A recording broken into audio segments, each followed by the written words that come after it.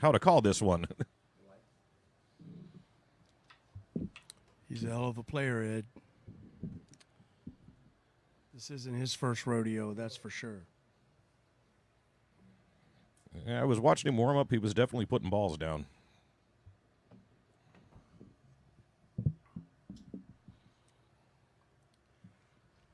He was just telling me he has a table at home. It's 3 7/8. That's ridiculous. Jesus, that's tight pockets. I might quit pool. That'd be frustrating for sure. Jesus. So if he can run out on that thing, Sean's going to have his hands full. Well, that's a fact. Whatever, we can use whatever we want, man. That's fine. I'll tell the guys to yeah. No free foul. 9 on the spot, no 3 foul rule, winner breaks, rack your own. That's what we're doing. All right. We got 9 on the spot, no 3 foul rule. Rack your own. I actually practiced the 9 on the spot. I was at an event last year down in Sacramento where that was the requirement. I'd never done it before. It was challenging. Yeah, I've never tried it. I actually struggled. I worked for about 2 weeks working on the break, just trying to figure out how to hit it, and struggled. I actually watched a Niels Fyan video, and he's got it out there, and it teaches you how to break on brand new cloth, worn-in cloth, and, like, horrible cloth. And I watched that, noticed what I was doing wrong was I was putting too much. I had to use low left because I break from the left side of the table, and you're trying to clip between the second and third diamonds on the long rail and bring the cue ball back to the middle of the table, and the 1 should go in the side pocket.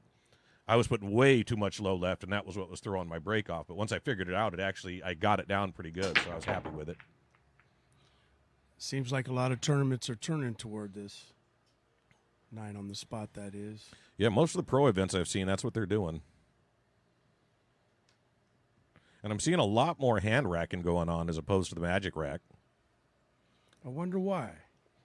I think the biggest reason is just because the pros have just figured out they're getting the ball every time and they're just running out. So they're trying to, like, even the score a little bit, make it so that it's more competitive between the two. Yeah, it makes sense. Yeah, a lot of them pattern rack. Oh, absolutely, especially in 10-ball. I hear Julin Chang, pardon me if I got his name wrong, he has 5 pattern racks. How do you bust him? Yeah, it's hard to bust somebody who they got 5 different racks they can put on you. Well, Sean's got a pretty good look at the 2 here.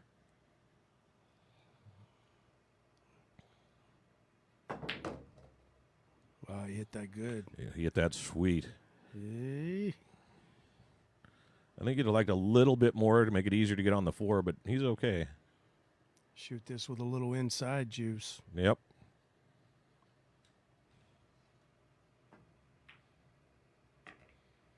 Perfect. Very nice. Ball in hand shape. I've noticed with the really high-level players like that, they get out of shape, they get right back in shape. Me, if I get out of shape, I'm going to struggle the whole rack. It just gets worse and worse. I kick a lot. Yeah, you get that one pocket background. That really helps with that kind of stuff, kicking and banking.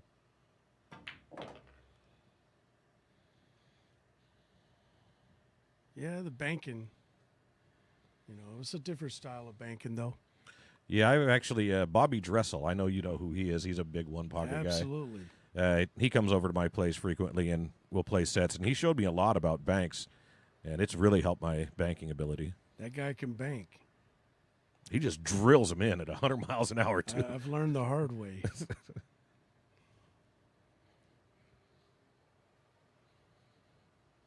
Sean going lefty. It was a pretty good stroke for left-handed to get on that 7-ball. I've heard stories about his lefty game. He's like a 600-plus lefty, I hear, which is kind of scary. I can't wipe my butt with my left. I can't even eat with my left, and I'm pretty good at eating. Stacy asked if you and I knew each other before the booth. Actually, yes. I met Ed Hobbs probably about 2 years ago. You came to an event at Pink Slips was the first time I met you. Yep. At least they know who's doing the commentary tonight. Can't go wrong. That's right.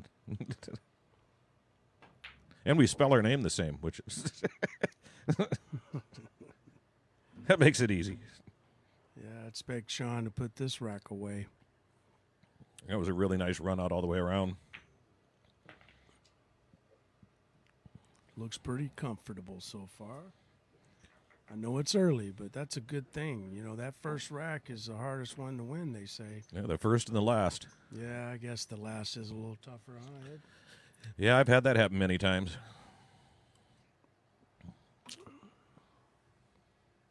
The hill pressure.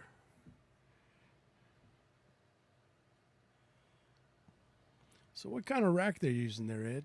That looks like a modified turtle rack. I've seen them before. I use the Magic rack just because that's what I have at home. Yeah, I don't know if I know that one. Just looks a little different. Yeah, kind of odd because it's not. I guess it's for use for everything: 8-ball, 9-ball, and 10-ball.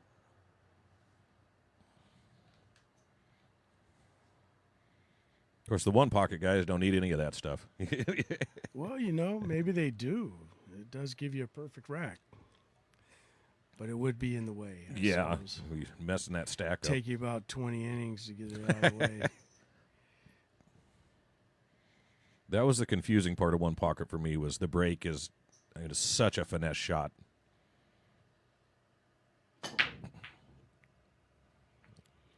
Yeah, it varies from table to table on how the balls react. And that's the case with every type of rack. Yeah, Like that one. Dry as a bone. He This- hit 'em good, too. this could boil down to who figures the break out first. Because obviously we got 2 dry breaks back to back, so And 2 great shooters to follow. absolutely. He's got a clear shot here. Natural shape. Yep. Slide over for that 2. Overcooked it a little bit. Yeah, he needed an angle, but not that much. Yeah. But he's all right, I think. Should be able to draw back with a little bit of right. Yeah, this is all speed, how hard he hits it if he gets on that 3 rate. Oh, he decided to go back and forth. Yeah.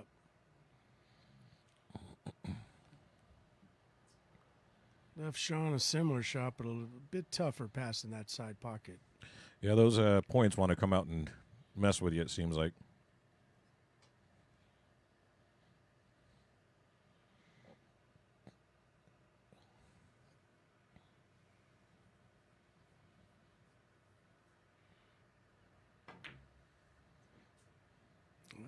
He's going to get it. Oh, Ooh. speaking of which. As long as he's not dead straight, he should be able to get on the 3 pretty easy. At least I think that's the 3 by the side pocket. Off the monitor, it's hard to tell the colors. No, that's the 7 ball. I got to look at the table live over here. The 3's down there on the center diamond head string. Oh, okay, that's where it's at, yeah. At least we know which one's the 4 and the 5 here. Oh. That was the shot to play to get on that 3 ball from there. That was good effort. Looks like Sean's going to have to bring his stroke out right here with a nice draw. Looks pretty straight to me. Yeah, I agree. Oh, no. Oh, that's no bueno.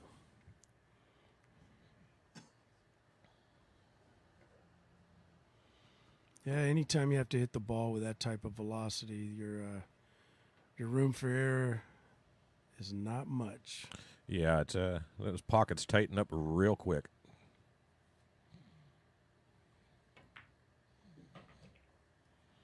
I was talking to a very good player yesterday named Jeremy Jones, believe it or not. Got to brag about that because how often do you get to talk to that guy? No kidding. And he was talking about speed of stroking the ball, and he tries to stay at a steady 30%. He says, "How often you ever hit anything 80%?" And I said, "Not even when I'm breaking." Yeah. And it just, that'll stick with me. Try to steady use 30%. That makes a lot of sense. I had my table recovered, and it's just screaming fast now. About 2 weeks ago, I had it done, and I've noticed that my stroke has significantly lightened up because I have to, or you'll go 9 rails. Yeah. It's just crazy. So it's really helped slow my stroke down, so I'm not hammering it as much. Yeah. And he's mainly referring to the acceleration of your stroke when you come through the ball. You come through, when you do that quick, hard stroke, that's usually when you rattle a shot Yep. or butcher one. Well, you can't get much better advice than from the Moscone Cup coach there. There's a guy who knows what he's talking about. Yeah. That's awesome. You got to spend some time with him. Yeah. I'm just as uber. And I don't mind. Not one bit. I've not met Jeremy yet. I've been to a lot of pro events, met several guys, and all of them I've met thus far have been really cool and down to earth. I imagine he's the same way. 100%. Yeah, real laid back guy. The most standoffish I've met so far has been Shane, and I think it's mostly because of his hearing disability. He tends to want to stick to himself, Yeah. But he's always been polite and nice when I've talked to him. Oh, yeah. I've played him a couple times. It didn't end well. They're just one of us. Yep. Just way better at pool. Yeah. The first time I met Mika Immonen, actually, I actually thought he was kind of an arrogant jerk the first time because he was real quiet, didn't really want to talk much. You get 2 beers in that guy, though, and he opens right up. And Criegh evens the score. That was a really nice out for him. I expected with ball in hand he'd get out. Yeah, he needed that because he did have a nice ball in hand opportunity there.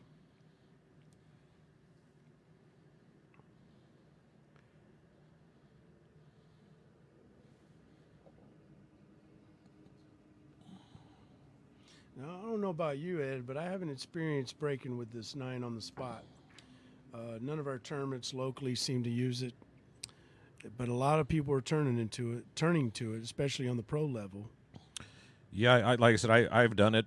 I went to one tournament that I played, and that was the rules. And fortunately, the flyer specified that before.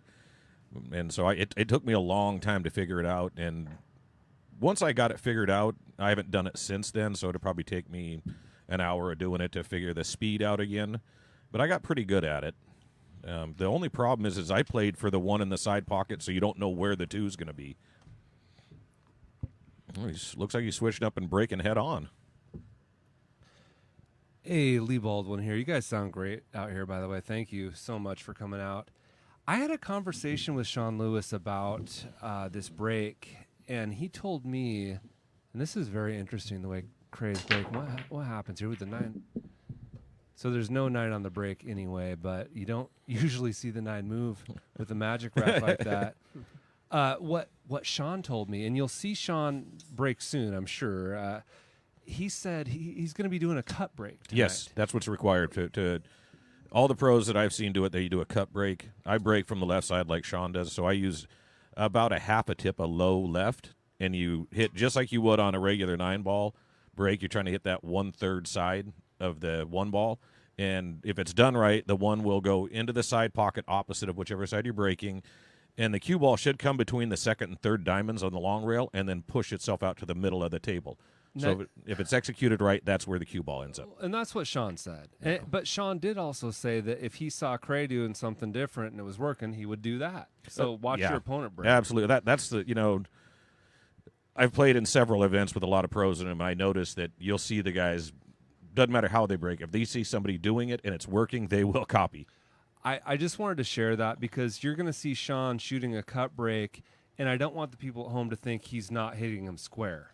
You know what I'm saying? 'Cause normally you park the cue ball, but on a cut break you can't do that. Yeah, you can't park the cue in the corner or in the center of the table. All right. Well, I just wanted to say thank you guys. You sound great, and I wanted to share that little break info, that tidbit that I got from Sean. Thank you, Lee. And it's actually harder if you're using like a phenolic tip because obviously it's harder to put spin on your cue ball.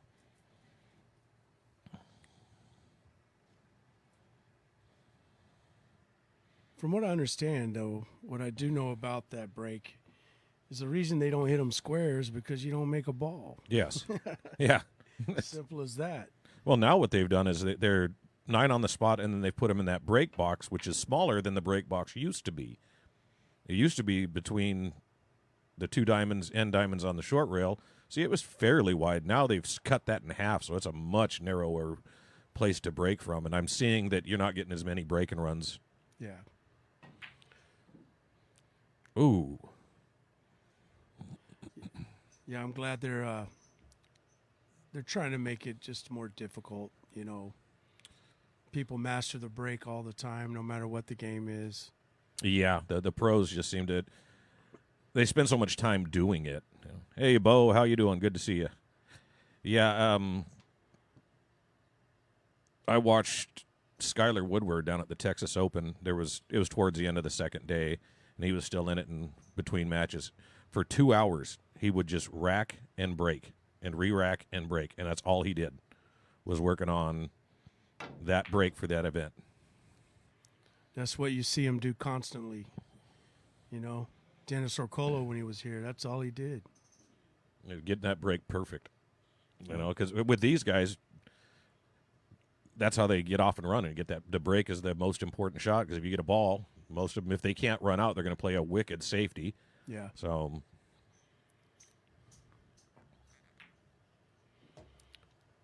Is it worth practicing your break all the time, Ed, if you can't run out? I think it is. Even if you can't run out, you want that first shot to kind of control the table. Whether that turns out you got to do a push out or what it might be, I always like to have the advantage. At least I get that decision. Very good point.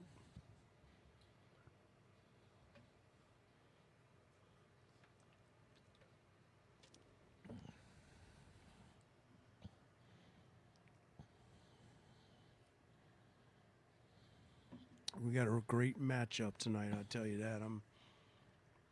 I've been really excited to watch this.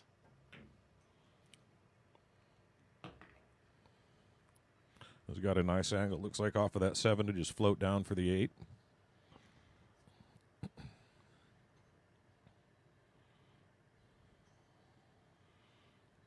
I've always liked his demeanor at the table, Ed. Yeah, he's a steady Eddie. Yeah, Sean is one thing that I've learned a lot from Sean about is that mental side of the game, and he's like a machine.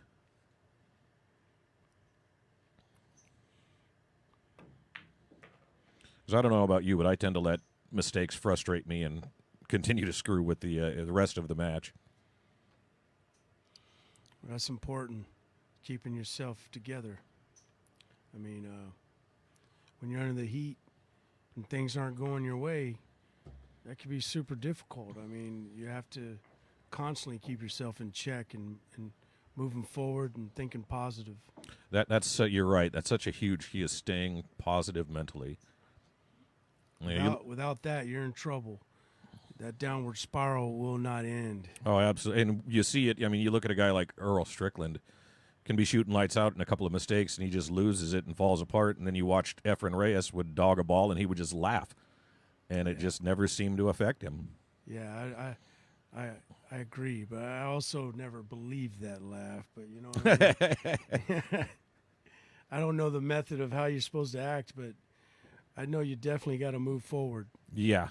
That's something I'm really trying to work on myself because I do get down on myself if I dog a shot that I think was, you know, an idiot-proof shot, which seems to be the ones that I dog the most.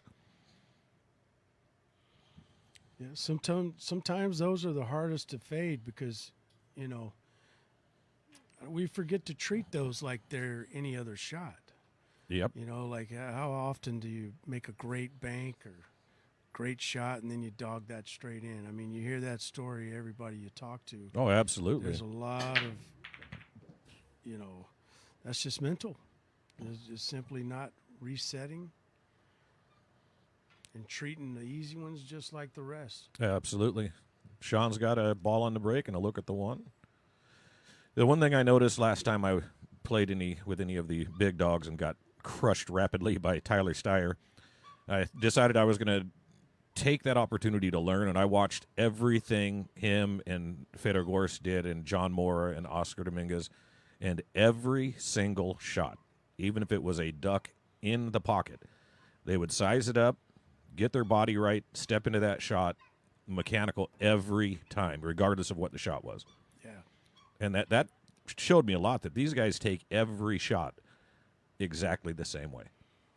I got a little saying I tell people: nothing's a hanger, and once you think it is, it'll show you it's not.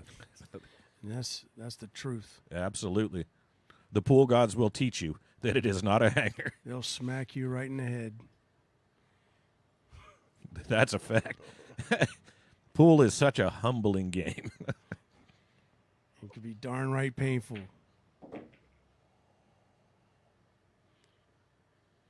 Miss one of those straight ends could bother you for a long time. Oh, yeah. Alex Pagulayan had that. God, it's probably been 15 years ago. I was watching. He dogged a 9-ball that was not. It wasn't a hanger, but it was well within his skill, and it was over a year before he could get over that, it appeared, mentally. Yeah.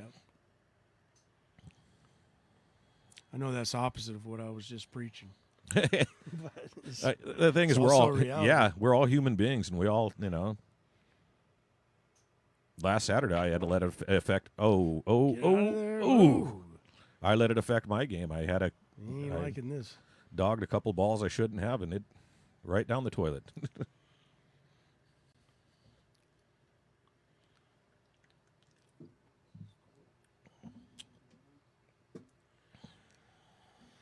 Yeah, you might play safety here, Ed. I like slow rolling and get over behind the 7-9. I agree. Just like that. Yep. Oh, As long as he doesn't leave it, that's now it's a lot hit a little easier. too hard. I think Dumo could see it. If he can see it, it'll drop. He's got enough angle to slice it in. His reaction tells me he's kicking. And, the jump is no good right here, in my opinion. You get that little hop after it lands. And when you're cutting a ball that thin on a jump, so easy to jump over the edge. Absolutely. Fly the cue ball right off the table. It's sitting nice for a kick, natural shape, but, Yep. Who wants to do this?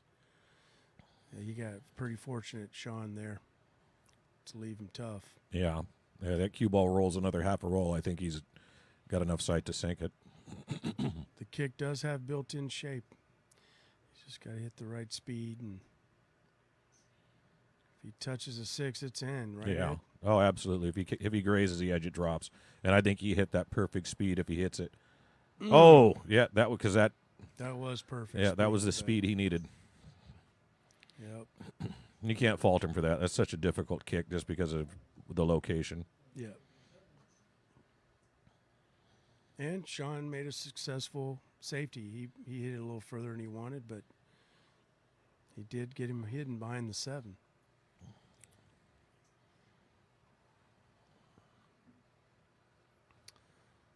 So do you think playing one pocket helps your safety game? Because I know there's a lot of safeties involved in one pocket itself. Most definitely. It makes you comfortable with. I personally don't carry over my one pocket game to 9-ball like I think I should. Mm-hmm. But you're more comfortable with the little touchy safes, the soft hits, and you have a better vision of it. I think you see the safeties more because of how you play. I have to play the game of one pocket. You have a better eye, so to speak. Yeah. But I also know there's a fine line on, one pocket makes you bunt the balls a lot. You don't want to play 9-ball that way. Of course, it comes up where you have to bunt the ball, meaning hitting it softly. Absolutely. But you want to swing the bat when you're playing some 9-ball. You want to let your stroke out. You get into the 9-ball game, bunting them and leaving them hanging by the holes. That's no bueno at all. Yeah, That was the struggle that I've No, only. that has nothing to do with safety, but No, it's so I try to transition myself into, playing 9-ball with a little more swing, Mm-hmm. and it sometimes makes me forget how I could use my touch to my advantage. Oh, absolutely. I've played a little one pocket, not a lot. It's something that's new to me. But what I found so difficult is you are bunting balls in small, precise movements, and then out of the blue, you got to make an 8-foot stroke shot, That's right. and it's so hard to open that stroke up when you've been froze up for so long. That's right. Yeah. A good player told me, a local JD, John Doherty, he told me a long time ago, he says, it's fine to play one pocket all the time, but when you're practicing, you need to play some 9-ball. And remember to let your stroke out. Yeah. That's very important. You might play one pocket for a month straight, and you're going to bring that same style over to your 9-ball game if you're not practicing your 9-ball. Absolutely. I've started to warm up in the mornings. I play every morning after I check my emails for work. Straight pool to warm up, just because I'm just sinking whatever ball comes up. I'm not trying to think too much. I'm just trying to get the back arm loose. And I'll do that for about 30 minutes. And then I usually play some 9 and 10 ball. I don't practice a lot of 8-ball anymore. They say straight pool's the best teacher of the game. And I haven't played enough of it, obviously. But I could see why. It makes you look at pattern play. It makes you pocket balls, so it gives you confidence. And just everything involved with pool is in straight pool.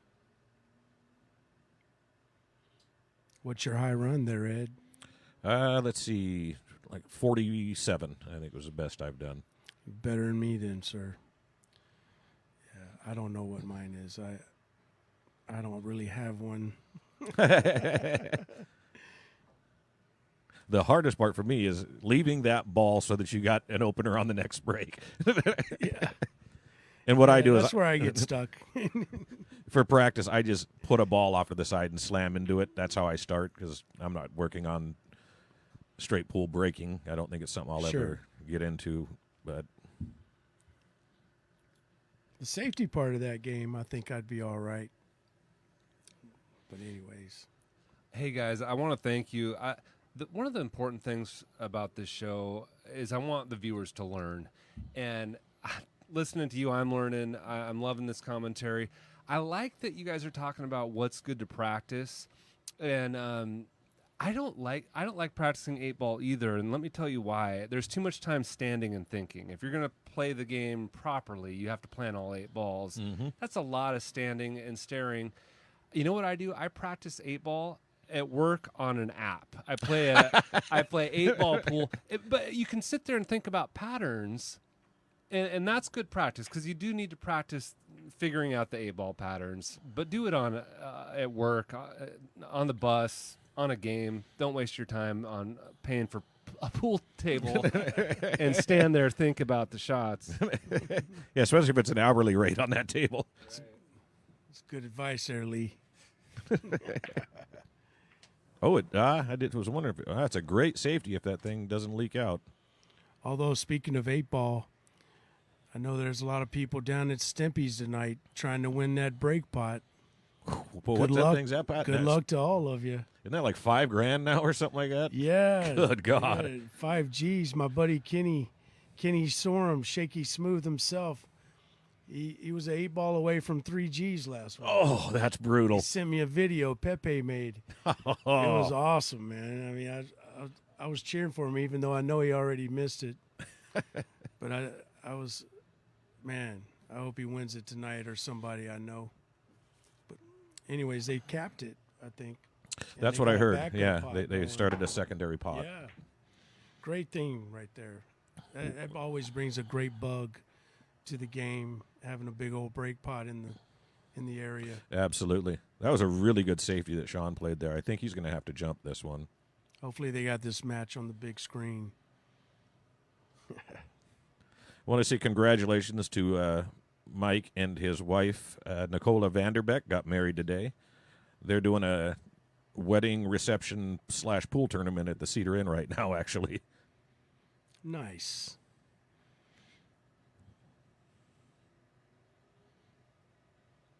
Oh, my daughter Haley's watching. Hey, sweetie. Oh, he was able to see it. Wow.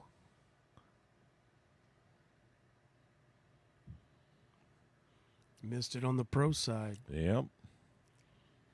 I think Sean can spin around and catch it. I don't know that he can sink it. I think, if it's frozen, it doesn't do him much good to use inside English to make this. So I doubt he'll do it, but if it's frozen, it's very makeable. Ooh. I guess only if you could see it. Try to do a little masse there. Yeah. Ed, do you use a carbon fiber or a maple shaft? I do use carbon fiber. When I started playing pool about 3 years ago, I just bought a cue at a garage sale because the cue that I had, I banged balls around when I was younger, go to the bar here and there, but I never really got serious at pool. I have a Hubler at home that I found out that Mr. Hubler passed away, and it's a really nice, beautiful cue, so I stopped playing with it because if something happens to it, I can't get it fixed. I'll give you $100. And I actually bought a cue that was on Let Go or one of those things. It kind of feel bad. The lady that I bought it from was like, it was my husband's, and he moved out, so get this thing out of my house. So I bought a cue and had a 12-millimeter maple shaft, and it had a lot of deflection, and that's what I just started playing with. And about 6 months later, I bought as carbon fiber, and it took me about 3 weeks to get used to not throwing the ball in with that flexion. Yeah. I was fortunate that I had such a small amount of time using wood that it wasn't that big of a deal. And I Yeah. know some guys, they struggle with that. It's a huge issue. Yeah, well, I was kind of getting at that shot he just had. He had to do a little minor masse. Mhm. It seems like it's a big transition to do that with the carbon fiber, Yes, because you can't throw the ball like you can with a Which- flexible wood shaft. which I'm a rookie at that, meaning using the carbon fiber, but I do have a couple. You got to try to keep up with the times, but I'm pretty stuck on wood, I believe. I asked Earl Strickland, actually. I ran into him down in Las Vegas a couple years ago, and he was so cool. I spent like 3.5 hours just bullshitting with him and hitting balls. And I asked him, how come you don't use carbon fiber? And his answer was, for like 45 years, I've been playing with wood. There you go. I'm not going to change now. And it made perfect sense. Absolutely. And I can't say 45 years, but I'm 51 years old. I think I'm a little too old to change. I'm sure if I mentally put myself, 100% effort to change, I could. But there's a little touchy stuff I feel like I can't do in one pocket with the carbon fiber because of how stiff it is. Yeah. Now, I'm sure that I'm wrong because there's some great players out there like Federer that play wonderful one pocket with a carbon fiber. I watched Fedor down at Hard Times on a Friday night playing one pocket with a guy, was giving him 18-3 and yeah. was just robbing this guy blind. I would act surprised, but I'm not. I think that Friday he cleared 54 Gs playing one pocket with this guy. It was just insane. He's a bad mamma jammer. And I don't play one pocket, but I was thinking I might be able to get 3 in before he got 18. I can't believe how fast he got. He's one of the best in the world at one pocket, and I felt like he just started. He hasn't been doing it long.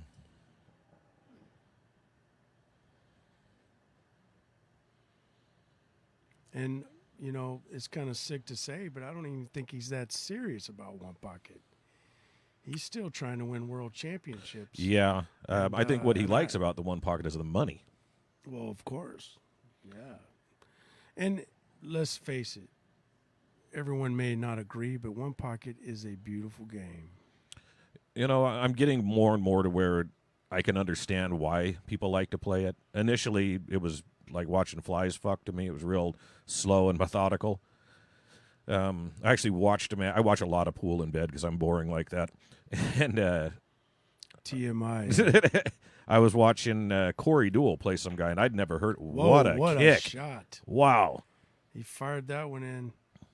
I was watching Corey Duel play some guy, and literally it took 45 minutes of them doing their thing, and the guy that Corey was playing screwed up by like a half an inch, and it was over. Yeah. Corey just ran 8 down like it was nothing. Best move in one pocket right there. 8 and out. Yep. What do you think, man? He might have a shot at this cheese in the side.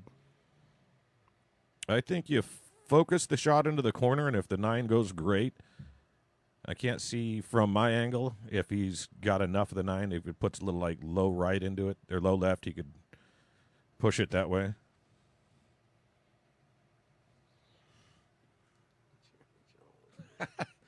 And we got a celebrity texting Ed Hobbs here, Jeremy Jones. Oh, the 9 definitely went that route. Oh no! Trust me, folks, if he would have been available tonight, I would have had him on here.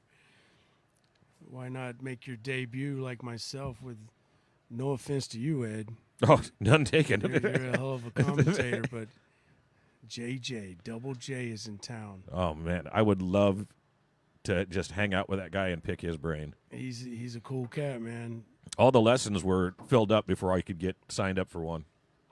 That's what I hear. Because I told him, if you don't fill up, man, I got a list from hell. You know, all I have to do is say, hey, you're getting a lesson from Jeremy Jones. They're there. Yeah. Period. I got cash in my pocket right now. I mean, it's, You know what I mean? They'll pay extra. Yeah. I mean, well, because, yeah. And I've taken lessons from some very, very good high-level players, but nothing on his level.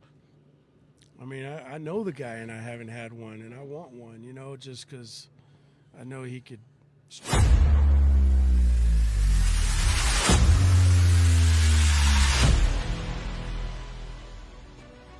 Introducing the new Spire Apex carbon fiber shaft. This revolutionary white carbon joint system allows for quick and easy changes to fit any cue. The Apex features the latest in composite tubular process technology and materials at an affordable price. Visit Golden West Games in Tacoma for all your Spire equipment and elevate your game. His names, and it's like, I don't know these people, but then you look them up, and their Fargo's outrageous, and you're like, why don't I, No, good Lord. Cole Gibbons is a really good player. Now, don't get me wrong. We're a little biased over here. We know. That kid is special, though. God, he. Yeah. I've seen him run several racks in a row without missing a ball. Oh, that's lucky. That's one thing that I noticed, that Daniel works on his break a lot as well. He was the first one that I ever saw outside of Corey Duel use the soft break and use it effectively. He doesn't do it anymore, but he was using that for a long time and winning a lot of tournaments. Well, you said it earlier. All those good players, that's what they practice. Their break. Without a shot after the break, Yep. their talent is no good in the chair. Sean stretching out here a little bit. The one thing Sean does not have that, like Daniel has, is some height.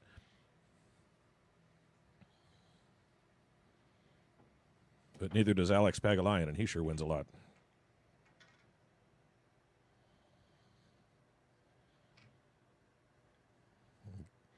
Oh, Triple G says he'll take the kid for $100. Ain't no way I'm betting against Daniel. That's my road dog.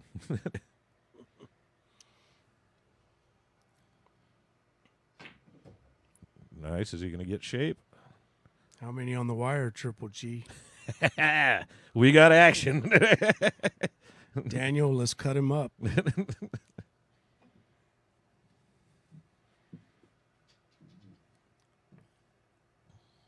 Yeah, I've been very blessed. I've done a couple of road trips with Daniel. We've had a great time. He's taught me a lot. Just watching him has helped my game. Imagine. Yeah, and he plays at my house at least once a week. He comes over and we run sets. That's a treat in itself. It's really helped my game. I'm. Ooh, who did he get? That's rough. He's kicking. Tree topped and kicking. My favorite shot. Yeah.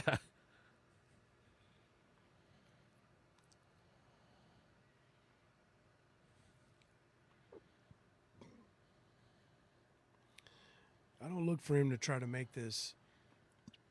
He's going to hope to get behind that 5. Yeah, I think that's what he's looking to do as well. At minimum, leave Dumo a bank. And that is so hard when you're treetop like that. But making it is never terrible.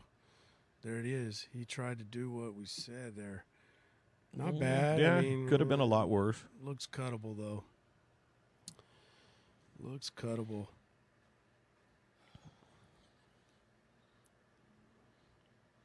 I'll look for Dumo to try to cut it, but he may play safe. Seems like the cut is a built-in safe if he misses, but only if he undercuts it. You'll get that bounce to go to the mid-rail. Oh, he Yep. played strictly safe. That's probably the smartest thing to do. Absolutely. Get some distance. You might have a ball in between it there. But he didn't do so well. I mean, he did, but he let him see it, Ed. Mm-hmm. You know, you don't want to let him see it. And while it's not an easy shot, it's makeable, and with the way the cue ball is going to go, more than likely. I think he's going to bank it as well and play safe. But I could be wrong, but I don't think he's going to try to make this. Yeah, you were right. Oh, or bank it and exactly. Well, yeah. He did try to make it, but it was a two-way two-way great shot. Yeah, if he misses, That it's was beautiful. A great shot. Showed us one pocket speed right there, folks. I want 10-5. Yeah, Sean likes that one pocket too. Yeah, Sean Lewis is an all-around good player. Yeah, there's not a cue sport that I don't think he's good at. Dumo is too. I hear he's starting to play a little one hole. He won't admit it to me. He's still trying to work me over, but nobody could have a 3 7/8 pocket and not play some one hole. No kidding. Forget 9-ball on that table. Oh, God, I wouldn't want to play 9-ball on that table. Trying to fire a shot in, God. I wouldn't play for money on that with your money, Ed. No way. Who wants to rattle balls all night? No kidding. God, that would just be frustrating as hell to play 9-ball on that.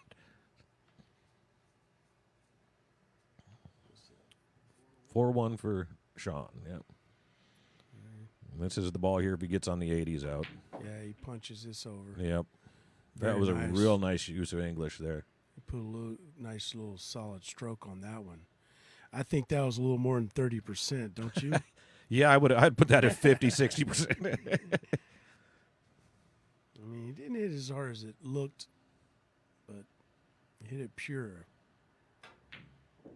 That's the thing. That's the thing about Sean Lewis's stroke. He talks about it just in the beginning there about using a lot of center ball. Yep. And you get the purest stroke. You get the purest hit is the better way to put it when you use center ball. Well, and if you're not good at center ball, you're not going to learn English appropriately because you need to know how the ball is going to react as it is in its natural rolling.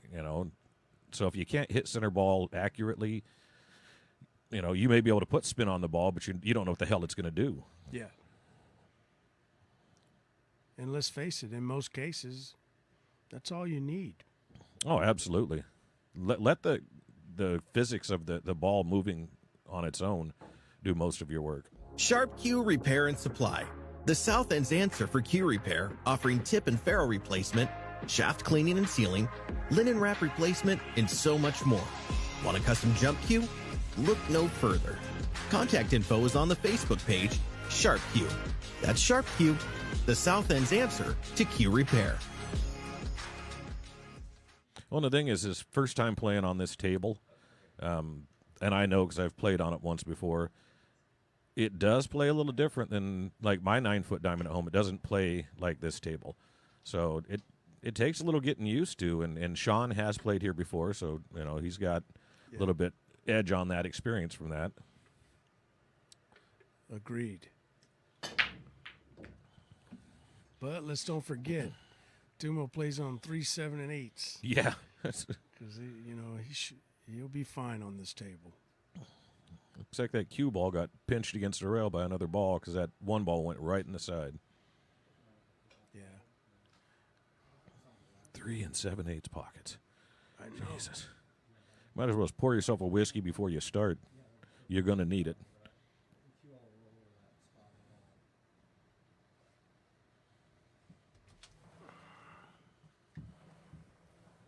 My wife said I sounded sexy on here, so Dude, I'm gonna have to I'm start. happy now. I'm gonna have to start paying you to come back. You are crushing it out here. Yeah, right, Lee. Well, It's the Coors Light. are you guys reading the chat at all? I am. Yeah. Triple G well, is a. Triple G challenged Ed Hobbs. Yeah, I saw Oh, that. yeah? Yeah, he's 1,200 feet away. He lives next door. What kind of challenge? One pocket. If it's eating, you got action, Gigi Allen. Anyway, he'll be here. He'll be here soon. Uh-oh. He's gonna I'll join quit the talking. booth. So yeah. I mean, I thought he was further away than this. Was it a challenge of, though? Commentary? He wanted one pocket. 10-5, he says. Oh. Well, I'm backing you, Triple G. If Ed Caulfield over here will back me, you got action tonight. 10-5. What? You think you can take him at 10-5? No, I don't. That's a lot of weight. It's a lot of 10.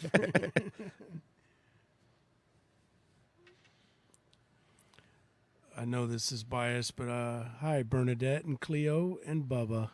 I love you guys. That's awesome, bro. I do. Every time I see my kids are watching, I do the same thing. I doubt my kid's watching, but, she's not exactly a kid. Yeah, mine are grown. I still call them my babies. 19 and 24. Nice. Aaron Moss says to show Ed the Boyce one pocket video. I've actually seen that myself. The what? Friday Night Lights here, they did a highlight video of Jim Boyce playing one pocket. Oh, hell yeah. Jim Boyce was awesome, man. I had opportunity to come out and play him, and I regret the hell out of not doing it. It just didn't happen. And anyways, Jim Boyce was a legend. I actually was fortunate that I got to meet him a couple of months before he passed. He was back out playing pool again, and he was at the break room, and I played him twice. Yeah. Yeah. Yeah, great guy. He loves some one pocket. He was talking about they like to play golf on a snooker table. I was like, that's just brutal. If I want to be sad, I mean, jeez. Yeah, they used to have that big snooker table down at City Lights when I first started pool. Oh, wow, I did not expect that. Yeah, he just didn't cut that ball. Yeah, I played at Ox Billiards at an event a couple of months ago, and they broke out one of the snooker tables for us all to just bang balls around and stay kind of loose. And I'd never shot on one. Hell, I'd never even seen one except for on TV. And just for fun, I decided to do a rail shot and shot one down the rail. That is a long way to that pocket. Yeah, I was talking to this young kid at Ox yesterday, and he was playing snooker. And he was educating me a little bit. I've never played snooker at all, and I'm scared to death of it. I mean, it was amazing how fast that thing was. It's crazy. That And, cloth is so fast. Those tiny little balls. Mhm. One thing that I don't didn't know. know It's is, trippy. and there's two snooker players in the area that I know really well. One is Varun Juneja and Absolutely. Prathamesh Sawat. Both of them are exceptionally good snooker players. I think Varun's a little better than Prath is for snooker. But apparently the cloth going down table is faster than coming up table. Yeah, he was explaining Yeah, that. I'm shocked by that. Yeah, it very interesting. And Yeah. they have heat. Yes, the tables are heated. Yeah. Yeah. I mean, I rolled a ball in with my hands and I was happy. Yeah. Yeah, Varun set up a couple of trick shots and was going like 5 rails and drilling one into the corner. It was just insane stuff. When that guy plays regular pool, especially on the bar box, it's like he don't even care where he leaves himself. No. No shots hard. Well, and he just drills it. So if I hit a Pretty ball as impressive. hard as he did, it's not falling. It's rattling everywhere. I mean, he just hammers it in it Yeah, center pocket. super accurate. And that other guy, what was his Prothamish. name? Yeah, Yeah, I just same played. He thing. just beat me like a drum at the break room. Wow, that was a stroke on that ball. Nice shot, Sean. Good God. Yeah, this one's night right here. Yeah. It's a nice little run. I was surprised he didn't just float up and shoot the 9 down on the corner, but he had a better plan. Yeah. Yeah, it's funny. I got a story. Me and Prothamish were in Las Vegas, and had my woman with me, and we went to Carmine's. It's an Italian joint there, and I'd never been. And we all go in, and we each order an entree. Well, apparently the food is for like 70 people, one entree. And we're just sitting there, and they bring this tray out, and they put mine in front of me, and one in front of Prothamish, and one in front of Melissa. And the first words out of Prothamish's mouth was, "Oh, I fucked up."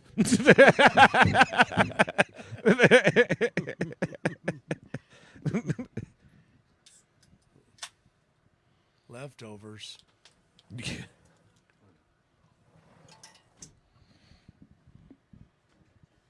long as he was buying, right? All Ed? right. All right. Ladies and gentlemen, thanks again for tuning in. I just wanted to announce we're doing a special tribute to Sean McIntosh after this match. Between matches, we're going to do a tribute to Sean. Also, a lot of you don't know, I saw Triple G saying something about, well, anyway, Brooke, come on over. Brooke Wadley, ladies, can we get a ton of hearts, a ton of likes? She is producing tonight. Mike had to take care of business. He could not be here tonight. He trained his beautiful girlfriend to run the cameras. She's doing it all. Thank you, Brooke. Your mom's watching? My mom and my sibling. Can we see the jacket? What? yeah. Look at, she's the producer. Totally stole this from him. Absolutely. Are you having fun? I'm having a lot of fun. It was a little bit of a learning curve, getting used to the camera adjustments, but, after about 4 hours of practice, that made it perfect. I love it. Thank you so much, Brooke. I can't thank everyone enough. Ed Hobbs, Criegh Dumo, Sean McIntosh, and you practice so hard. So Brooke Wadley, she does incredible art. Hire her to do what do you do artistic wise? It's a blend of like semi-realism and a lot of animation. So it's cartoony, but some of it can be more realistic. Well, I'm hiring you. I've seen your work. We're going to go back to Ed Hobbs and Ed Caulfield, and Sean is going to rack.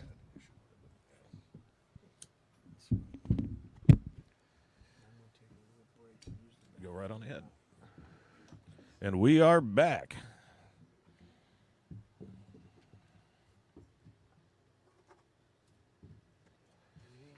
I'm good, thank you. We got Sean Lewis racking. He is up 6-1.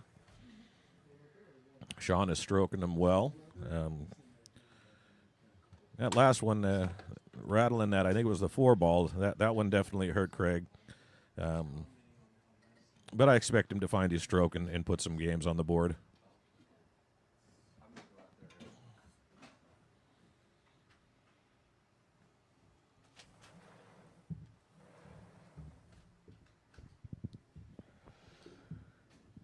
So there's that cut break we talked about. And he got the one in the side. Boom. Cue ball got away from him a little bit. Well, and that's what for people just tuning in, they're racking the 9 on the spot. Normally the 1 is on the spot. This makes it way harder. And again, explain his breaking strategy, Ed. Yeah, when you do the cut break, like I said, you want to hit the 1/3 of your head ball for Sean and those of us that break to the left side of the table, you want to hit it about half a tip low left. And if you hit it correctly, your cue ball will go between the 2nd and 3rd diamond, and it will come out to the middle of the table. The biggest issue that I have found doing the 9 on the spot break is as you see in this, you lose that cue ball a lot easier. There's just much more opportunity for you to just not hit it quite right, and the cue ball kind of goes crazy. But hell, I do that when I'm shooting with the one on the spot. Yeah, I wanted people to know. A lot of people are like, "Oh, shouldn't he be parking the cue ball on the break?" No, he's not trying to park it. It's impossible to park it with a cut break. And normally you're making the wing ball, but when you slide the whole rack 3 inches forward, the wing ball doesn't go anymore. So the pros have figured out the cut break. They keep making the break harder and harder on the pros. They're putting them in the box. They're making the box tighter. Look at this safety for Sean Lewis. You can just learn so much from watching Sean. Okay, here comes Ed. Going to take back over. Oh, good job.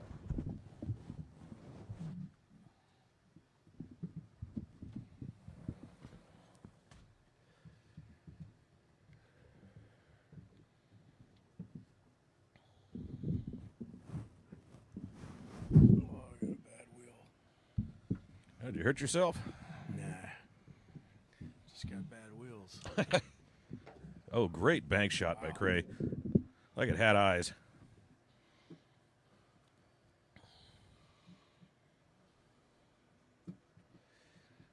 Yeah, Father Time is one guy you can't whip his ass. He's going to win every time. Whatever.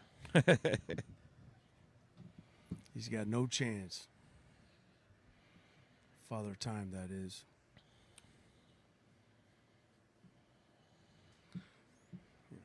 Positive attitude, I guess. Yeah. Is he going to get safe? I think, well, he may have that window between the 7 and 4 there. I can't see from here. Yes. Hard to tell on the screen, isn't it, Ed? Yeah. I think he's hooked, but Railbird Production says, hello, Hobbs. what's up, Adam? Oh no, that's Sherry and that's Sherry Ross and Kevin Ross. Coincidentally, guys, I got on a Railbirds T-shirt, which is Adam Grohl's Big Time Threads. I figured I'm a Railbird tonight. There you go.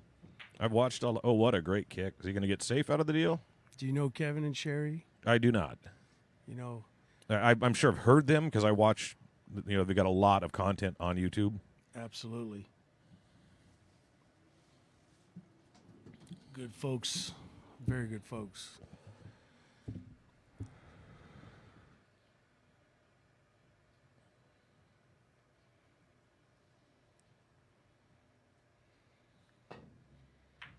Another great kick. He might get safe himself. If nothing else, he left a tester. That's for damn sure.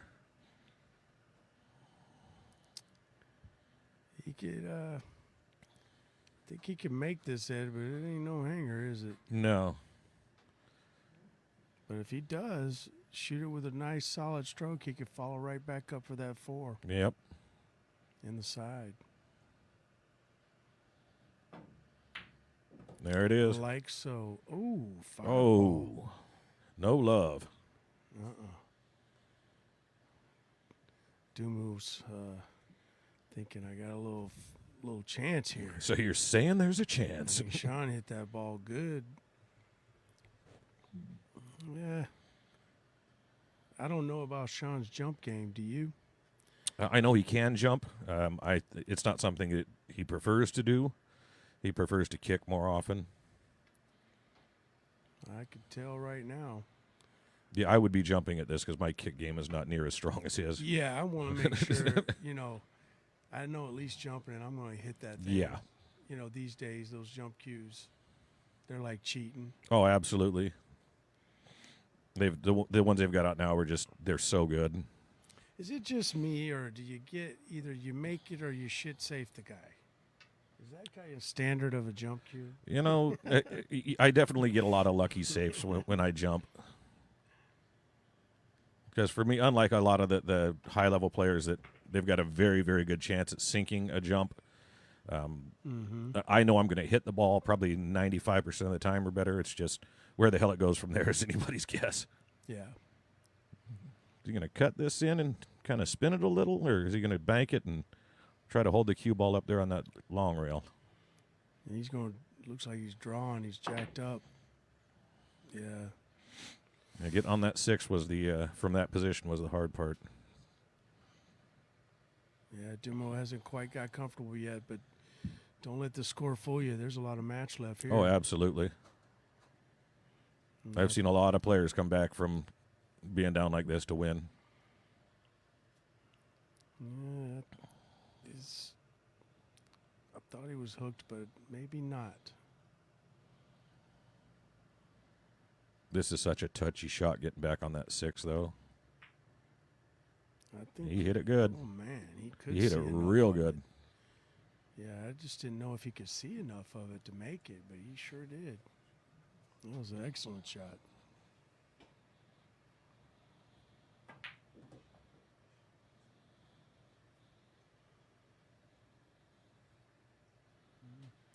Things are kind of rolling his way, Yep. meaning he's got nice open opportunities.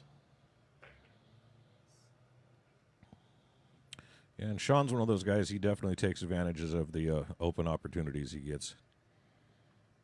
He is very, very difficult to play. I mean, look at how much effort he's putting into the shot, you know. Most we would already shot it, Ed, Yep. just because it's hanging by the pole. But he decided which side of the 9 he wanted to play for, and he played that inside English to kill the cue ball down some so he could hit it hard. Yep. You know? Put a good stroke on it so he doesn't Yeah. have to worry about. He wasn't coming up short. And that shot there scares me because I tend to overhit it, and then I'm under the 9, and I've got a bank. Yeah, or underhit it. Yeah. You know, like you don't want to go too far and you end up with that long cut shot. Yep. He put a little stroke on it and used that side rail. Yes. That was Yep. very intelligent.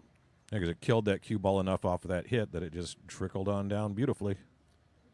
And that's just from years and years of doing it and knowing how hard to hit the ball and with the spin on it like that. Yeah. You always want to find the natural way where you can let your stroke out. And he did that right there. Absolutely. It was a beautiful shot.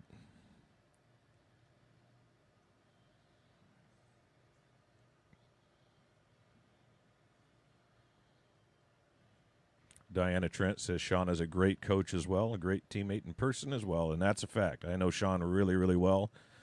I've worked with him a little bit. He came over to my place, and we batted some balls around. He gave me some tips and pearls of wisdom, and just a super nice guy.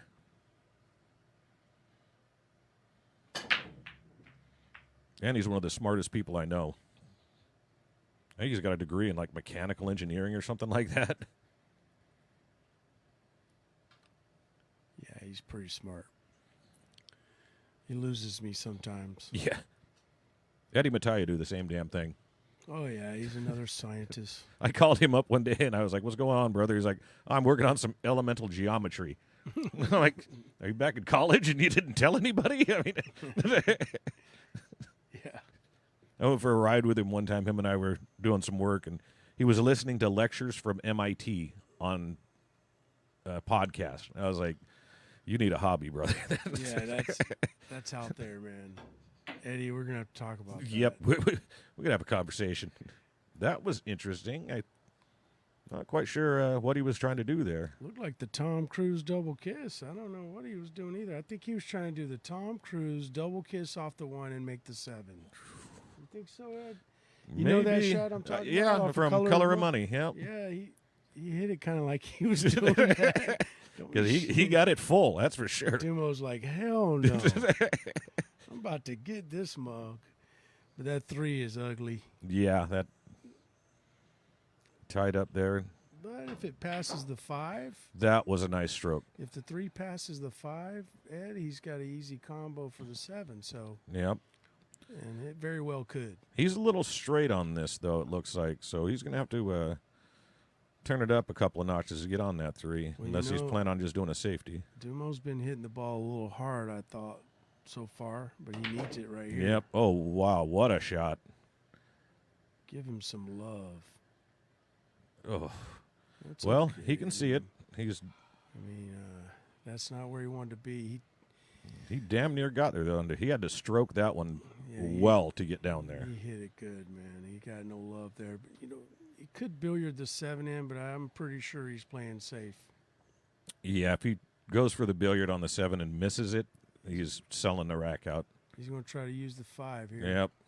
Very Smart. well. Well done.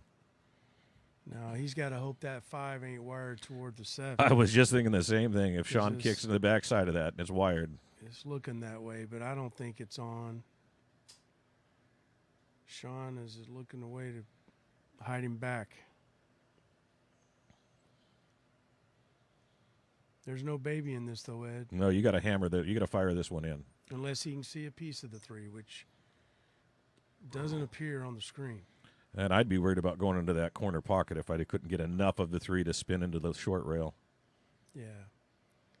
If he could just see a little sliver of it, though, he could do similar shot. No, he's hitting that Yep. juice, like we said. There, Look at that. there goes a 5. Oh, wow. Ooh, That, and the rack is sold out. that was yeah. big. But Dumo needs this one. absolutely, I think this is could be a turning point for him. But I mean, you got the 5, 6, 7 hanging. yeah, This first shot is everything. yep, this is the toughest shot left. Let's go, Criegh. No offense to Sean. I love them both. They're both great players and have been for a very long time around our area. Dumo, when I first started pool, he was like barely 21 years old and already twice as good as me, although I was a beginner. But I'll never forget one time playing Dumo at the Monte Carlo Tavern, and he made, I made 7 balls on the break. The only time I've ever done it in 8 ball, 4 solids, 3 stripes, and I had no shot. That's brutal. And he beat me, needless to say. And same thing, but we were at the Lucky Star, and I'm playing Dumo 9 ball. He made 7 balls Oh, on my the God. break. Nothing was left but like the 5 and the 9, and Wow. he didn't have a good shot. Oh, that's But I've never made 6 on the break. No. In 8 ball, and he made 7 and 9 ball. wow. I made 7 and 8. Just coincidentally the same opponent. I thought that was pretty amazing. Yeah, that. I watched Aaron Rodgers. Or I didn't watch actually. I heard about. He was at a tournament in Elma and he dropped 8 balls on an 8-ball break. Jesus Christ! I've never seen that. I haven't either. Just insane. He was playing Mike Ottoboni, I believe, is what he was saying, and I mean that's just craziness. Yeah, that's some rare stuff right there. Now, do you think he's going to just float this in and take the harder shot on the 9, or try to come up table and back? He definitely got on the wrong side of things. I think he's going to use bottom right and draw down to that head string and 2 rail up. Yep, and Like you're right. this. Yep, Let's see how it lands, though. I think you did Beautiful. okay. Yep, done really well. Personally, Dumo needed that rack. yeah, And that last shot is a big confidence booster, folks. absolutely, because he got dead perfect on that. Yep, he got funny on the 8 and made it happen. That was well needed. And he stroked it beautifully. And just like that, we got a ball game. 7 deuce.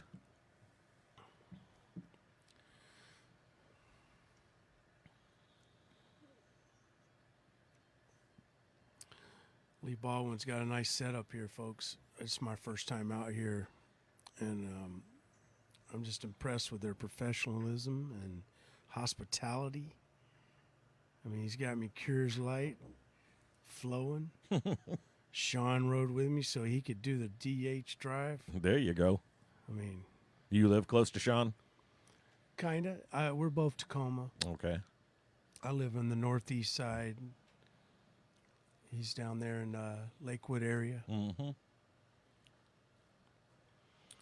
Yeah, this tap league, I've heard a lot about it because obviously playing with the players in Tacoma, but we don't have one in Olympia. And we need to change that.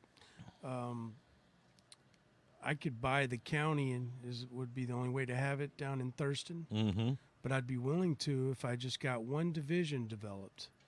And in order to do that, I need about 40 pool players that want to play on the same day Oh, in the that same area. that was a killer. 40 pool players. Right? I know pool That's is about coming. 6 teams. Yeah. You know, to do their own division where you wouldn't be traveling all over Yeah. the place. And I heard about the new place down there. I haven't been yet, but what is it? Blarney's? Oh, Blarney's? Yeah, Yeah. they've got 4 7-foot diamonds that they brought in. The Cedars got 3 7-foot diamonds. Hannah's downtown has 2 7-foot diamonds. That's plenty. Yeah, there's and the key we're doing BCA league right now, Mondays and Tuesdays. Whether or not the bars would be down to have a Wednesday night league, I don't know. I can assure you that if it did come up, I would love to play on a Wednesday night tap league team. And that's the key right there, Ed, is to focus in on a particular night that doesn't interfere with the other leagues. That's not what I'm out to do as a league operator. I'm not out to put other leagues out of business. Not at all. I just want to cooperate with them, and TAP's a great league. It's I would call it the best of both worlds of BCA and APA. You still have your handicap system is more similar to APA, not on how you become rated, but the rules of the game are more similar to the BCA. That's what I mean by the best of both worlds.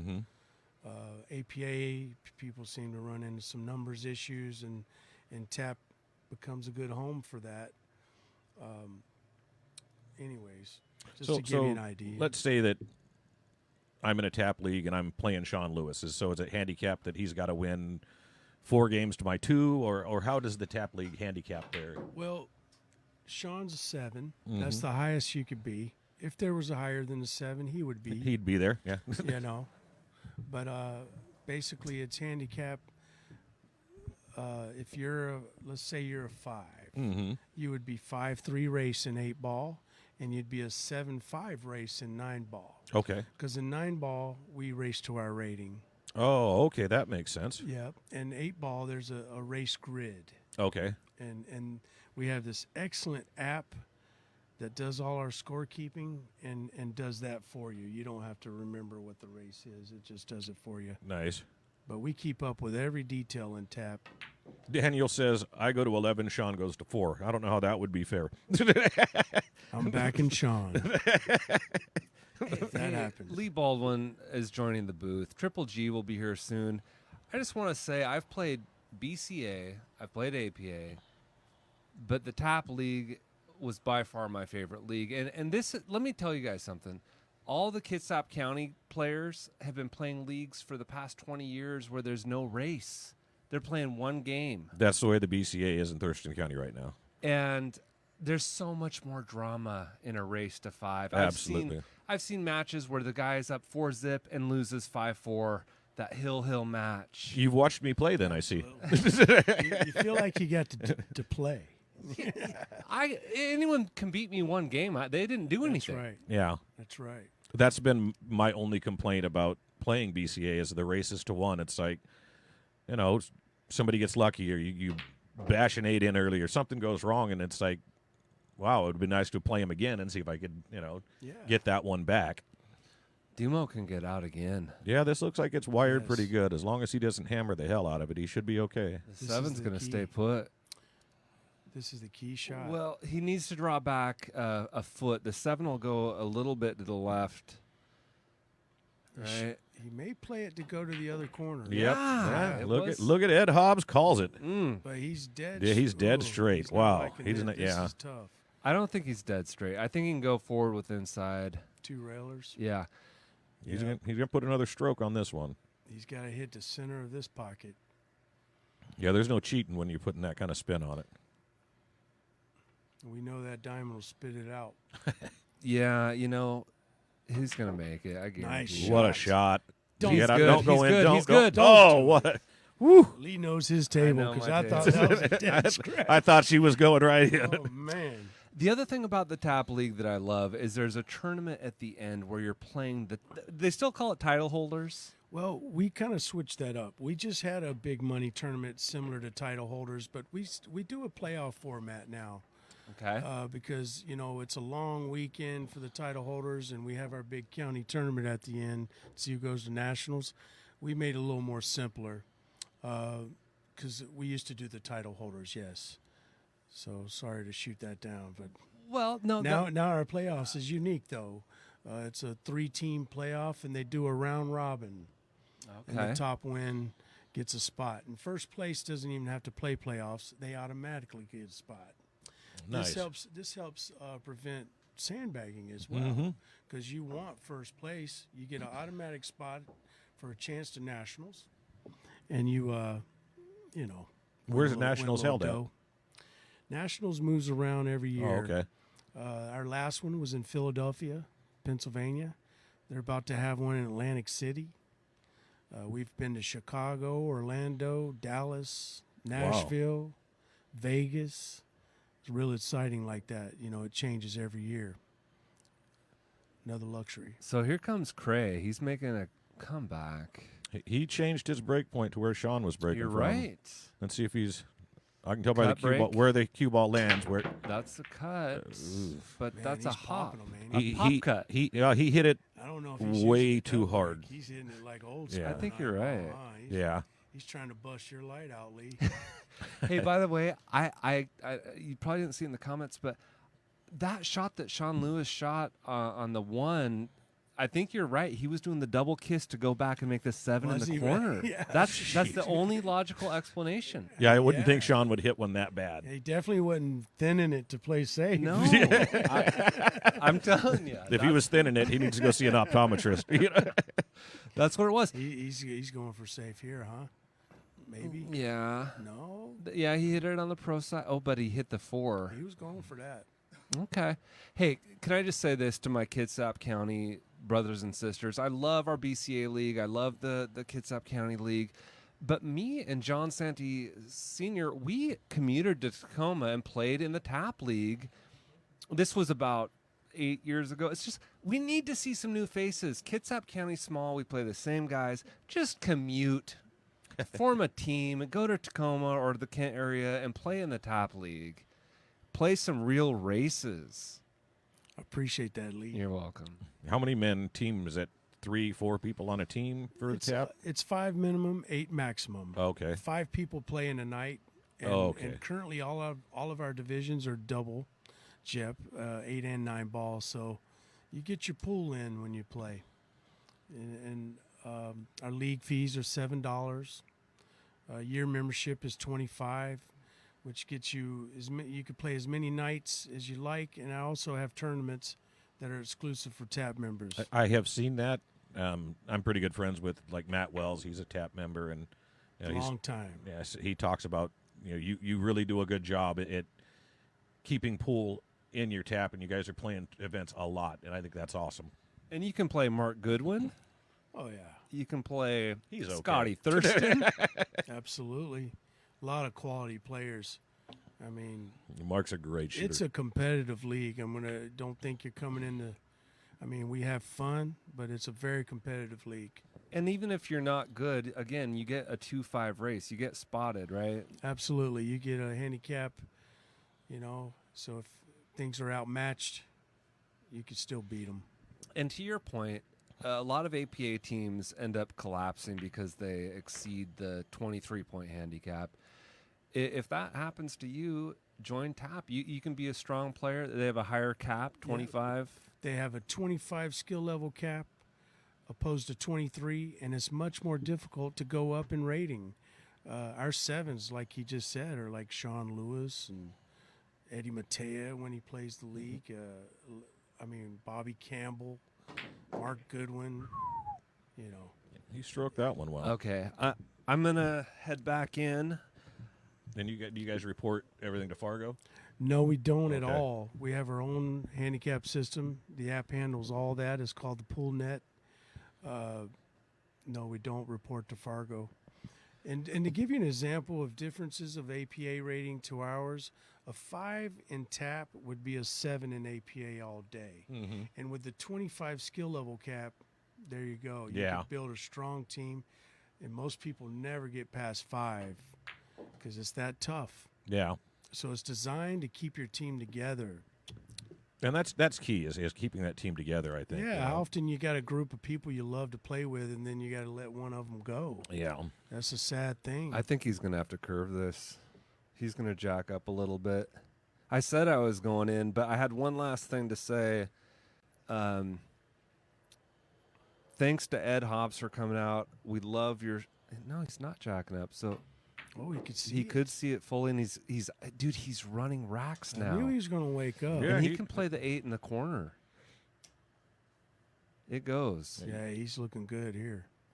I think he may roll forward a little bit. No, it looks Play like the he's 9 going in the side. inside. He's going inside. Oh yeah, he can miss the 9. He's going to play both of them in the same side. Brilliant. Yep. And that's what my whole point. I will promote your league if you keep coming back and commentating occasionally, brother. You're killing it. Thank you so much, Lee. I'm having a good time.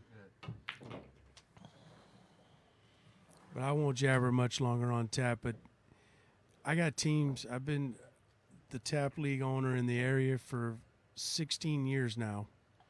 And I got teams that have been together all that time. You know? Yeah, that's awesome. Same group of guys. And there's a lot to be said for that. Yeah. League's about going and getting together with friends that have, you know, the same thing in common, playing some pool. Yeah, I'll put some feelers out and see what Thurston County, if we've got an interest in something like that, you know. Oh, we do, Ed. Trust me. Do you? Yeah, there's some Yeah. interest. I mean, you know, Like I said, I'd love to play, but if it were up to me, I'd play 7 days a week. it You know? takes key people like yourself. You know, a lot of people have interest, but who's going to make a team? Yeah, And we need about 6 teams down there on a certain night, and we'll get it rolling. absolutely. I did any day but Monday or Tuesday, I think, just because the bars are already, that's where they've got the BCAs going on. And Yep. yeah, so. Or for those out there listening and you're interested, my number's on all the bathroom walls. And basically, just get a hold of me. A new session starts in January. And if you can't find Ed's number, reach out to me on Messenger, as I have Ed's number. Yep. It took me a while much to get it appreciated. because last year when you put the flyer out for the brewer, that was the wrong phone number. Really? Yeah, because I texted it. Somebody's like, "Who the hell is this?" That's hard to believe, Like, Ed. Because, weird. Well, I asked who it is, maybe because I didn't have you saved in my new phone or something. But I'll admit it. I pretty much use the same damn flyer every year. So I'm calling BS on Ed's wrong number.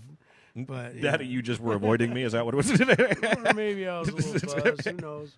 Well, this go around, I actually put you in my phone, Ed Hobbs. So now it's out of contact. Back to the game. He didn't have nothing easy here. That deuce is, he can see it, but Oh, one last thing, and we do have a Facebook page, Northwest Tap. That's a good place to go. Become a member. You can hear all about the tap stuff. good little safety there. Yeah, Dumo has come alive. Yeah, he's stroking the ball much cleaner, more pure. Like I said, that was a really good safety. It's a pretty good, easy kick, but where's it going to go? Yeah, You know? and Uh-oh. oh wow, He survived.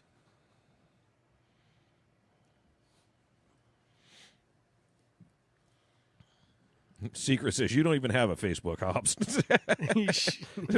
That's a fact. I initially got Facebook so that I could keep track of my daughters. They lived in Illinois after my divorce, and that was the way I could see everything that they were doing. Yeah. And I ain't gonna lie. I go through my wife's Bernadette's. I go through her Facebook. That's my alias, Bernadette. My daughter calls me Becky. So maybe I should start a Becky Facebook page. Man, he got perfect. I mean, didn't he? He's looking like he's hooked. From the screen, it looks like he's got a clear yeah, shot. it looks like Ed. he's got just slide right past that But the six. way he just jacked up on his warm up. He grabbed a jump cue, so he's going Yeah. airborne. My daughter said the streams need 70 Reese's cups. I ain't never been mad about a Reese's cup in my life, as you can tell by this big gut I've got. It's a tough time of the year for us guys. No, I'm telling you. Halloween ends and all that candy goes on clearance. Overcooked it. Jumped everything.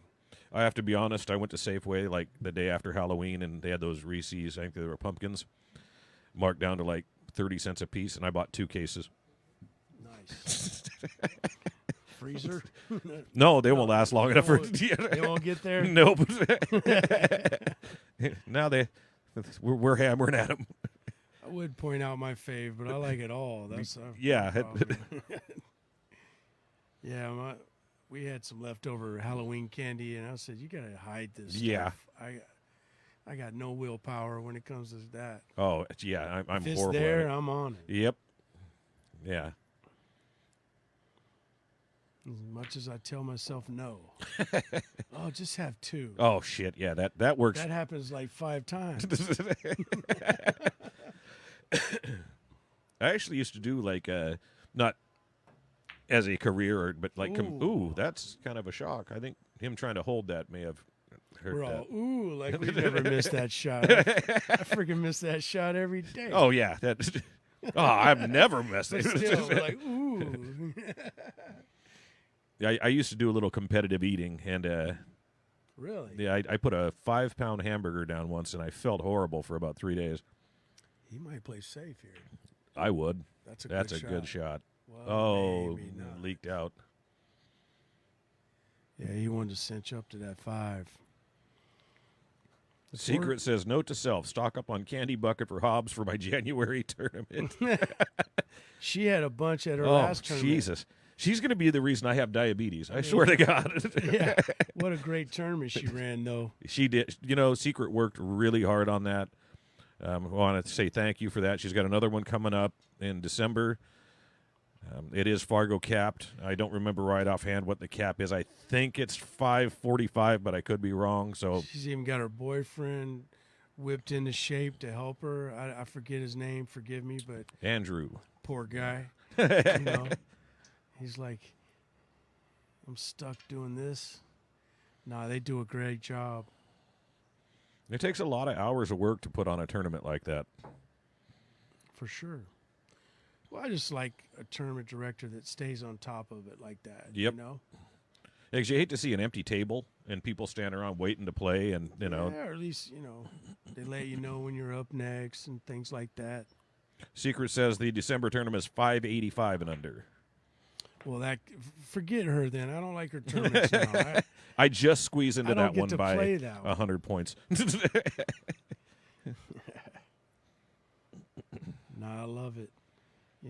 I wasn't a huge fan at the beginning of the whole Fargo thing, but I really think it's increased our tournaments and made more people get involved in tournaments. Yeah. And that's a big deal. Absolutely. I'm sponsored by Golden West, and I actually was talking to them during the pandemic. They had record sales of pool tables because people were forced to stay home. Yes. And I was hoping that maybe that would kind of bring life back into, the pool world. Well, maybe it's just keeping them home, Ed. But they got to go out and test themselves every now and then. Oh, absolutely, because I'm a much better player at home than I am out of, when you're playing yourself and you can fudge a little here and there. Yeah.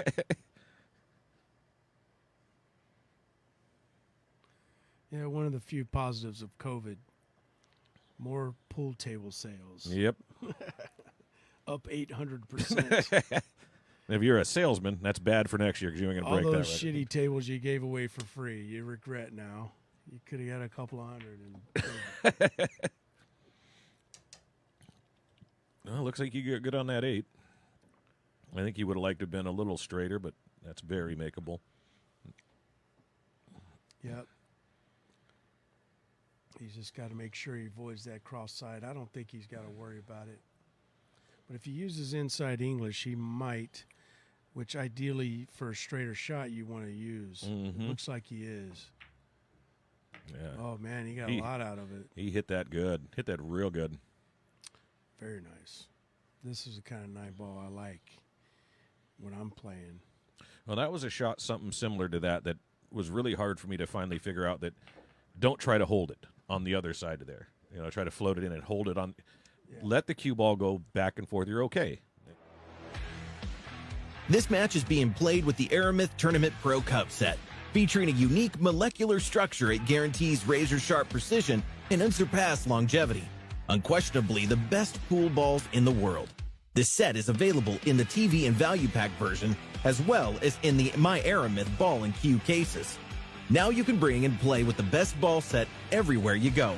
My Aramith, bringing you dimensions to your billiard experience. I play Ken Bauer all the time at Pink Slips and All the easy ones, huh? yeah, all the cupcakes over there. You know.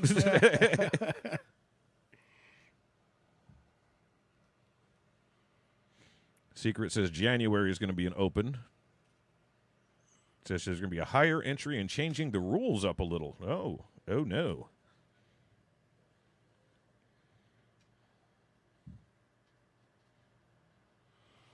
When are one of you guys out there going to open us up a 9-foot pool room on the south end? That's what I want to know. Yes, sir. That would be nice. We need that.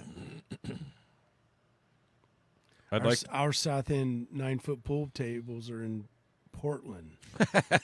That's really south. That's way too south. Got the one into the side pocket, so he hit that one good. He's got to look at the two. I don't know. I mean, he could bank it, I guess, offensively, but. Yeah, I was actually talking to Oscar Dominguez and asked him, you know, what's it take to put together a pool room like Hard Times? And he was fortunate, obviously. He bought the pool room from the previous owner. You know, it was already established, but, Yeah. you know, he puts a lot of work in, and he says the biggest headache he has is food and beverage.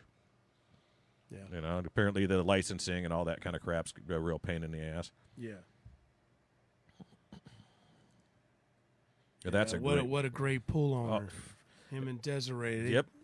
She's a sweetheart. Strong as it gets, man. Yep. And boy, you talk about a tournament director that keeps on it. Oh, She yeah. did.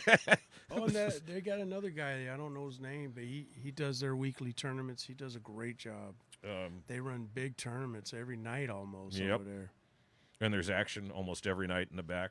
And you know, I figured out a big reason for that. To their locals or regulars, they sell a pass. Instead of paying table time all the time, they just buy a monthly or weekly pass. Yep. When I was there, I paid $40 to play all week. Mm-hmm. I mean, how strong is that, dude? That's what Daniel and I actually, the first time we went. No more arguments on who's paying the time. Yeah.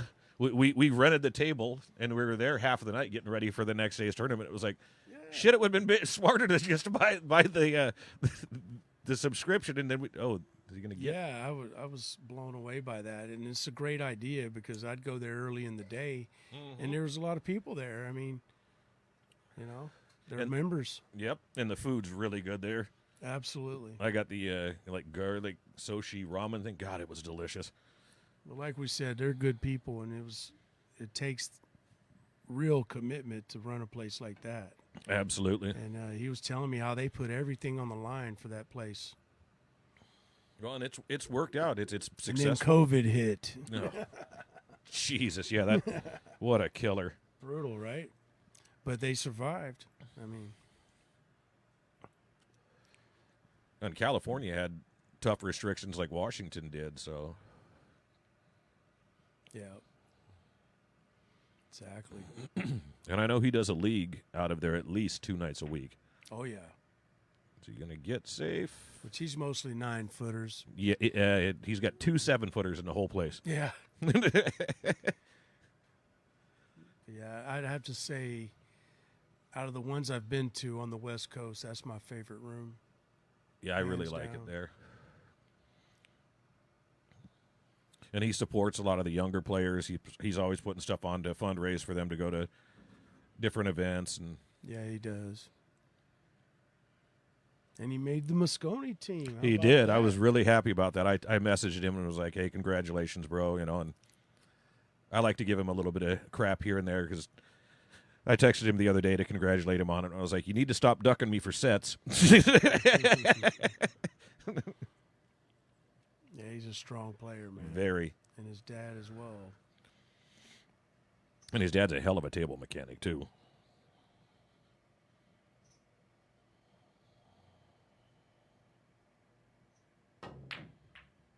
Oh, wow.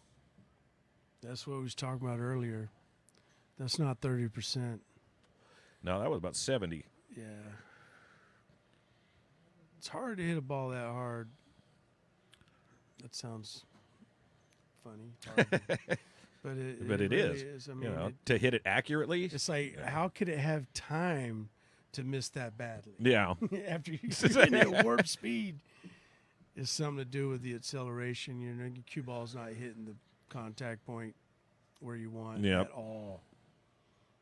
Well, and usually when you're swinging that hard, the tip of your cue is hitting either too early or too late on the cue ball, and it's throwing it off. Yep. He's just going to ease this down. He's got a shot. Wow. Never mind. Maybe that 3 doesn't pass the 5. Just looks like it on the screen. I apologize, guys, that we butcher that sometimes. On the screen, maybe it looks like it goes, and then it don't. Yeah. Yeah, it's funny because, like I said, I watch a lot of pool, and you'll hear the commentators, and it's true. Once you're behind the microphone and looking at the screen, you're like, wow, you really can't see some of the angles that you need to see. As much live stream as I watch, I should know. They got me on these big lights, under these lights, all nervous.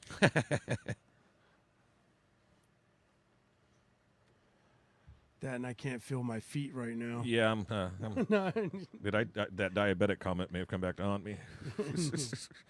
I can't feel my legs. I'm going to tip a garbage can upside down and light that son of a bitch on fire out here.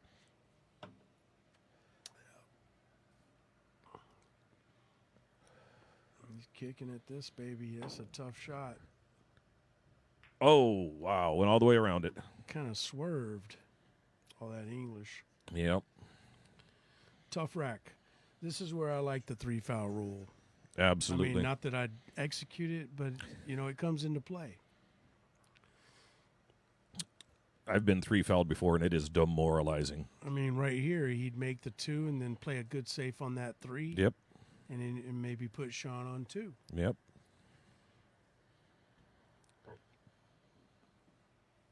I'm curious if that 3 passes. He's coming down like it does, but I think he may have went a little far. I can't see. He might have the edge of it. If it doesn't, Ed, he's going to lay him on the 5-7. Yep. The cue ball.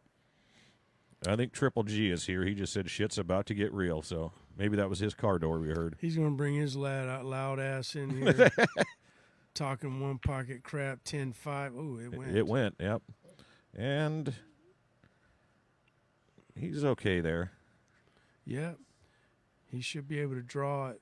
I mean, this isn't easy, but if he could draw into that 9. That or catch just the edge of the 5 and push it towards the corner. Otherwise, it's real touchy to just land shape on that 5. Oh, yeah, that's a very small window. And I don't think he could follow the ball and do so. So he's kind of like got to draw into the 9. You know what I mean, Ed? Yeah.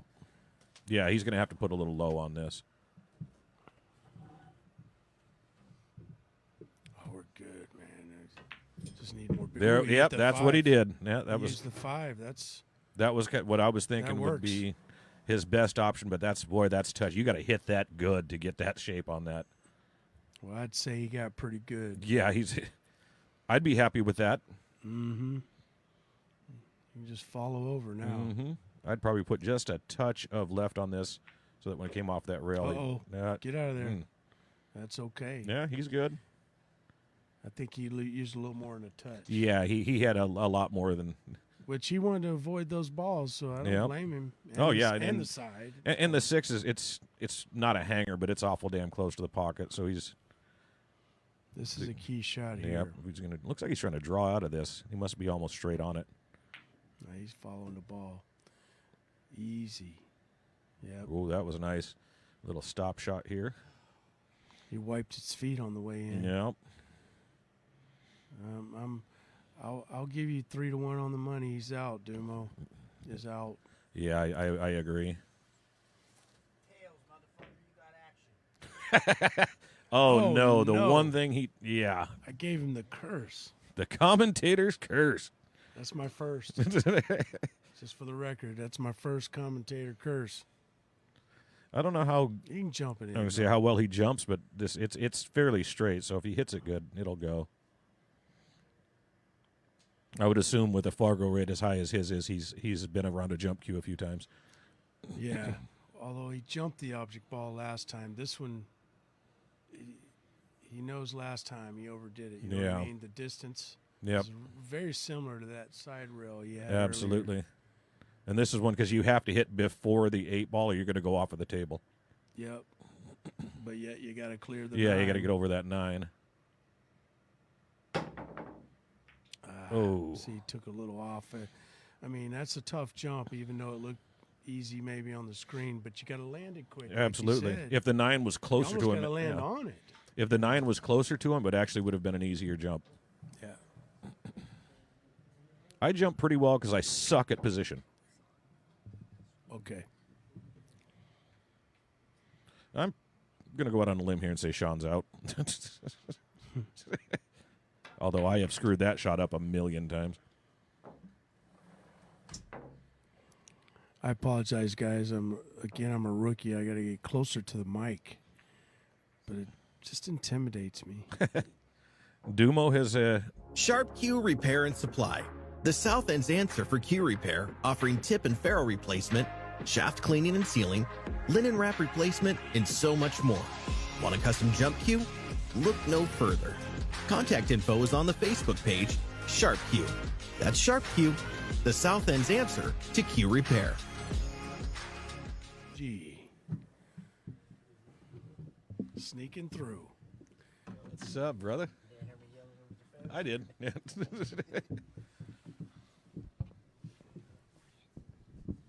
What up, what up? The stream's about to get active, folks. Wake up. I heard you want to play some, Triple G. Let's go, bro. Let's go. I just walked here, and I'm lazy. The table- It's close. The table's occupied, You but know, mine ain't. Just got done on it. we're going to have to come off that 10-5, though. Well, I'll tell you something fair. I ain't asking for the world, right, just close to it. Give me a reason to put my money out there, you know? Yeah, yeah. And shit, we can smoke over there. Yeah. Ain't none of this little virgin. Well, we can't virgin smoke pool. here? No, They make me take a shower before I even come over. I think bro. we can I tonight. thought it was because the producer couldn't be around it. Yeah. Oh, it's on tonight, Triple G. Well, you know, like I said, I'm about 600 feet if there wasn't a fence in the way, bro. Bust it out, or I'll go get it. I was going to myself. say, yeah, we. I could go back over to the house, but yeah, No, I'm good. I got you. I'd be getting screamed at. Like, bro, what kind of cologne is that? I sweat that. That's right. Y'all got THC in your weed. I got it in my pores. He's playing Playing it safety. safe. Yep. Well, he went from 7-1 to 7-5. Yes, it And he did. tightened it up. Oh yeah, he's definitely making a match out of it. Yeah, he started playing German pool. Guten tight. Yeah, I was watching from the house as I was playing over there. But a buddy of mine I ain't seen in a long time. And if Jose's listening, I've been playing pool with Jeff all day, bro. Since about 1 o'clock this morning. 1 o'clock this afternoon. We went and moved a 6x12, and then That sounds just horrible. started playing one pocket. Been playing You for about talking 7 Jeff hours. Miller? No, I don't no. kick it with that clown. Uh, No, Jeff Kirsting. He's Okay. a local bar box player, but he used to him and Jose used to roll together.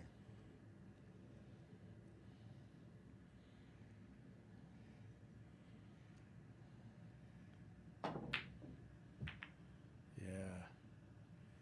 Little thick, left Tough. and straight. With angle for shape, and the 4 looks like it'll go too. Sean probably fixing to put some dance moves on this rack. Yeah, I'd have to put my money on him to get out here. It ain't, there's a lot of work to do, but Sean's been playing pretty steady when he gets an open table. That 4 ball It's there. You just gotta. is the only tester. Yeah, you gotta be to the left side of the 8 a little bit. definitely want to give him a little. It's a little bit steep, but that's okay because he can still hold the speed. He could go 2 rails if he likes it. Yeah, he'll follow across and back over, huh? Yeah. Natural. Like Scott said, ooh, he got that a little thin. He did try to baby it. He got thin. safe. For those of you in chat, I'm not seeing it come up on my mobile device here, so we're not ignoring you. Really? Because I've been on there selling wolf tickets all day. And I Talking don't all see it kind of at shit. all, guys, or I'd be talking some Oh, shit. yeah. Let me get that up on the screen then. That's all right. You I'd know, when rather- I'm on- I when can't I'm on the- read anyway, When Triple I'm G. in the box, bro. That's hey, we got you. I got sign language. We read lips, all of If that. I got to read, I better go get my glasses. That's why I'm wearing mine. Go get another beer. All right, let me turn the sound on this. Yeah, I don't know what the hell's going on. Here, have a seat. Oh, no, you good, Ed. I got to use the bathroom. All right, bro. Coors Light coming through. Todd Shirley said he want to play me on the stream one pocket. Bro, Good you better, Lord. You better pack a lunch, kid. You can't hit hard like that in one pocket, buddy. But hey, if you want to play, put it on the light. I'm going to get both Eds at my house tonight. Watch. And talk shit till they got no other choice but to follow me over there. Like, man, look, bro, you hear this dude? He been running his mouth all night. He ain't going to shut up till we show up. All right, what's Criegh looking at here? Is that 4 go? Can you shoot that forward draw and come off the bottom rail and back up? Cue ball's touching that rail. He's gonna. I mean, you can draw off it, but that's Well, a I think tough he's on the shot. bad side of the 4, too, to be able to cut it in the corner. Yeah. But he might be able to shoot an intentional mass A into the ball to correct his angle, you know? Hey, if you can hear me and this chat is up to date, let me know.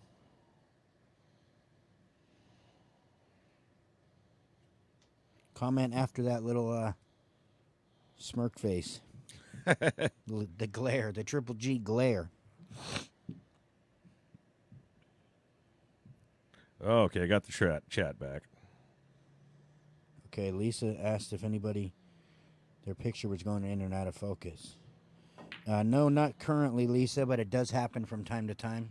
Great shot there. It was a good shot. I'm not sure that he has a shot. Yeah, on I don't think 5, he can though. see though. He wanted to come up another 1.5 feet or so. Patrick says we're good. Ricky says we're updated. See, this is what needs to happen. We need to get this chat interactive. Exactly. Hey, Dom McHenry's on. What's up, brother? I was over there at my house playing and watching the stream like, man, ain't nobody even talking in there. 72 people in this building. Come on.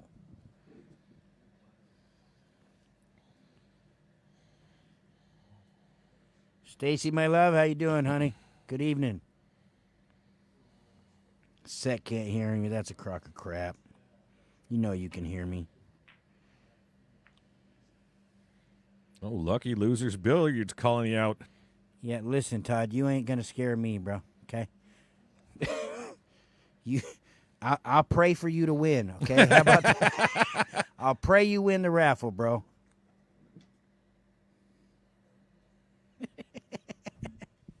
I can't believe I got so busy playing I forgot I was supposed to be here. What a loser. I was like, oh my God, there's a stream on. I'm supposed to be there. Nice safety by Sean there. I think he can kick into it, but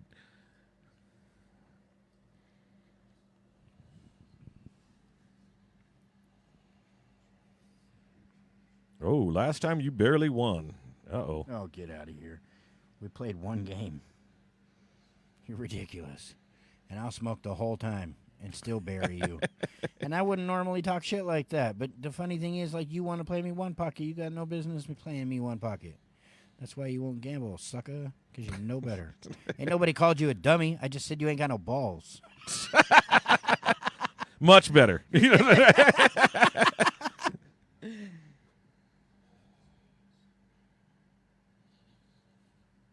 What's up? Marcelo was over last night. I like Marcello. He's a good Y'all guy. over there playing at his house? That dude's cool as hell. I like that guy. He's a good sport. He's good action, too. I could give him 8-7 now, but but that's okay. Oh, look at that safety. Wow. I mean, obviously, Criegh can hit this one, but, I mean, to hide it on that 9 like that? Yeah, that's tough. He definitely going to want to come behind it here. He's hoping that he can quarter ball hit and stick him behind that 9 ball. Yep. Put some spin on the cue ball so when it hits, it just stops. Yeah, he took his cue this time, Secret. But you jacked him for a water bottle, he said. I sent you home with a cue stick and a water bottle for that man, and he said you was putting your mouth all over the mouth of his drinking bottle. Now he don't want it back. That's the cue tax. If she's taking the cue, she's keeping the water bottle. Listen, I came on here to talk a bunch of shit tonight, so I hope you're all ready. I hope you all missed me. Look at that. Oh. It's kind of like when your kids were young and they went trick-or-treat and you had the dad tax. And that was, some of the candy. Not some of it. All the Reese's and all the Twix. I ain't never met a piece of candy I didn't like. Well, I'm not a fan of cinnamon. I'll still do it. But other than 100%, that, yeah.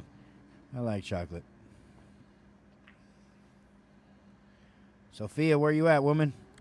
That's another good. Ain't you supposed to be here? She hiding in the kitchen?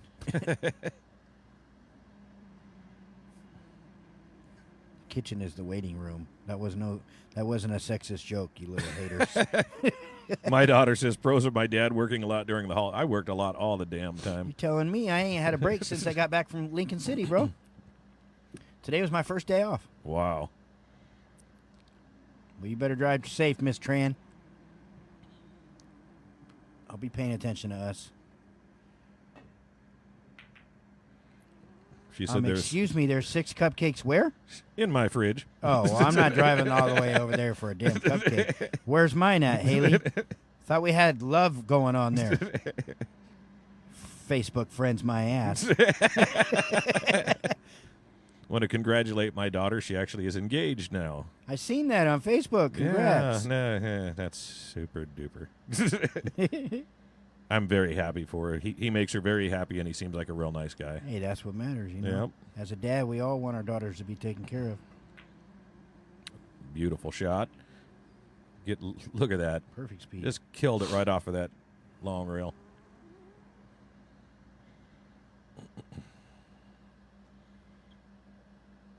Patrick, I can't remember. Didn't we have a little action on this?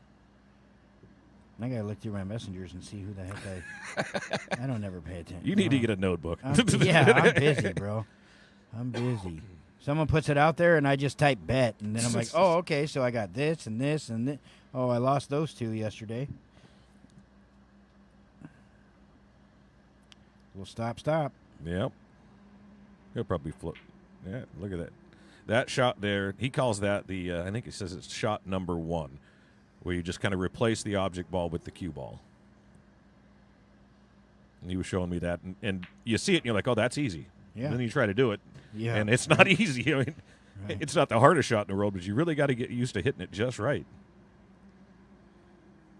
Yeah, if I'm not mistaken, I gave up. I know I gave up 3 games in at least 2 spots. I just can't remember who the other person is. But I mean, as to be expected, Sean's playing great. Not that Criegh can't. I made a comment earlier. If you don't know how well Criegh can play this game, then you need to get out more. But you know, Sean's a monster. Sean is very tough to beat. That's for damn sure.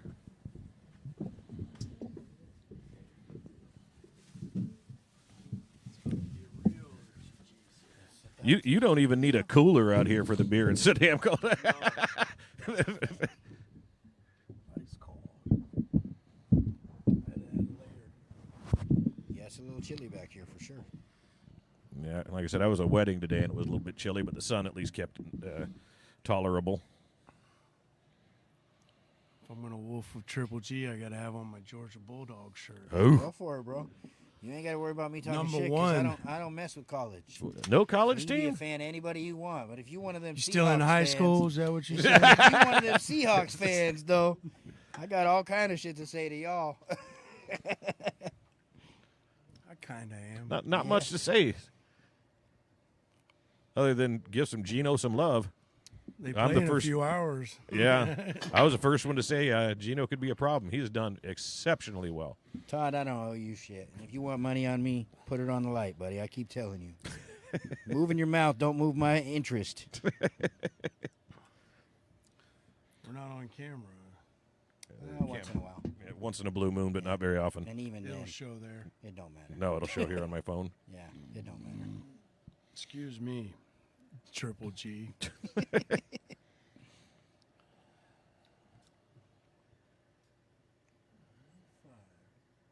Dolly Parton. Todd, you can't even do push-ups, bro. One thing you're going to find with me is you could talk all the smack you want in the world, bro, as long as you back it up. If you one of them little wolf tucket selling mothers, I don't want none of it. Who's Todd? Talk to somebody that cares. Who's this? I'm about it. You know, this guy, Todd, always joking around, wants to play me one pocket, but don't want to gamble.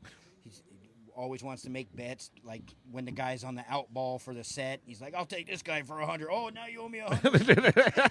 Get out of here. That's one way of doing it, I suppose. He sounds like great action.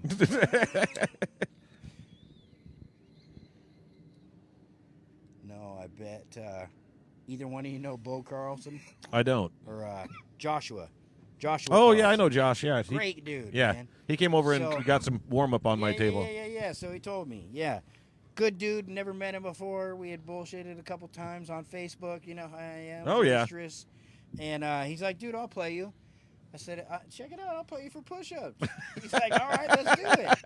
So we played a set for $100 and 100 push-ups. But you had to do all 100 on video. So he did the first 20 that night. There you go. After I won the set. So he was a man of his word. I said, man, I'll play with you anytime. Yeah, So absolutely. I said, I'll come over to your side of the water. We'll play. And if we need to adjust, we'll adjust to make it fun. It Yeah. doesn't matter to me. Push-ups, I need 99 on the wire.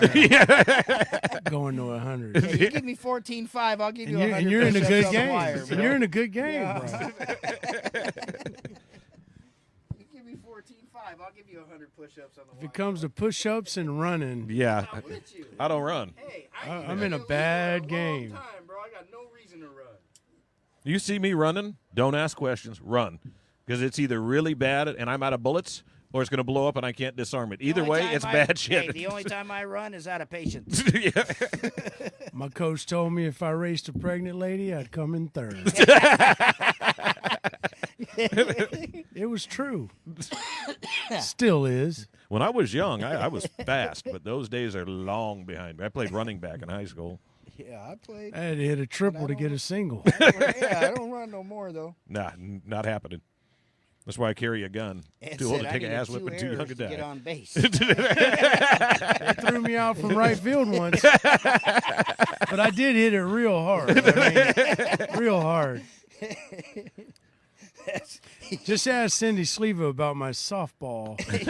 I tried to start back. Slow mo. No, I lost running to first. I tried to run a little too hard, Oh yeah. and my upper body outdid Yeah, my got a lower little- body. You know what Got a I mean? little top heavy. I mean, I thought it was amazing. I didn't Next go thing down. you know, motherfucker's running downhill.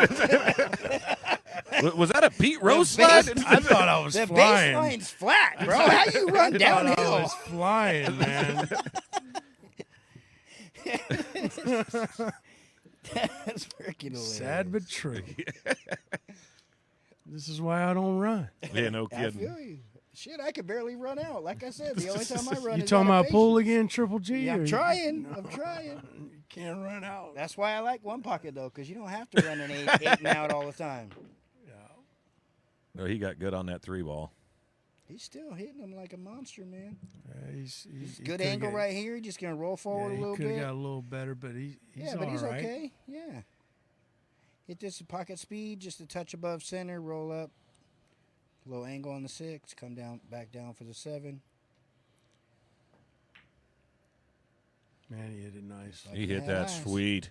You know, that's a confident Might hit. have got a little straight there, huh? No, he's Hard to got see the angle. Does he got angle? He's No, got, angle. got an angle, yeah. He's kind of stun draw this one a little Yeah, bit. it looks like he's gonna I have think to he's come. gonna follow. You just follow with a little bit of left, just a touch. No, He stunned- punched it. Yeah, he punched it off the rail. He's perfect. Yeah, just stop shot. Might draw it a little bit. Stop shot might be a little too straight to get back up. On Yeah, he's going to want to be on the other side of that 9. You're right. I mean, you can shoot it up that rail, but God, I hate shooting past the side pocket. But hey, I tell you what, this dude's Fargo is a little bit higher than mine. He's fixing to show me what I should do. See, this is where I get a little lazy, and I'm like, oh, I'm out. You know. Yep. For sure. And yeah. and he's doing what you're supposed to do.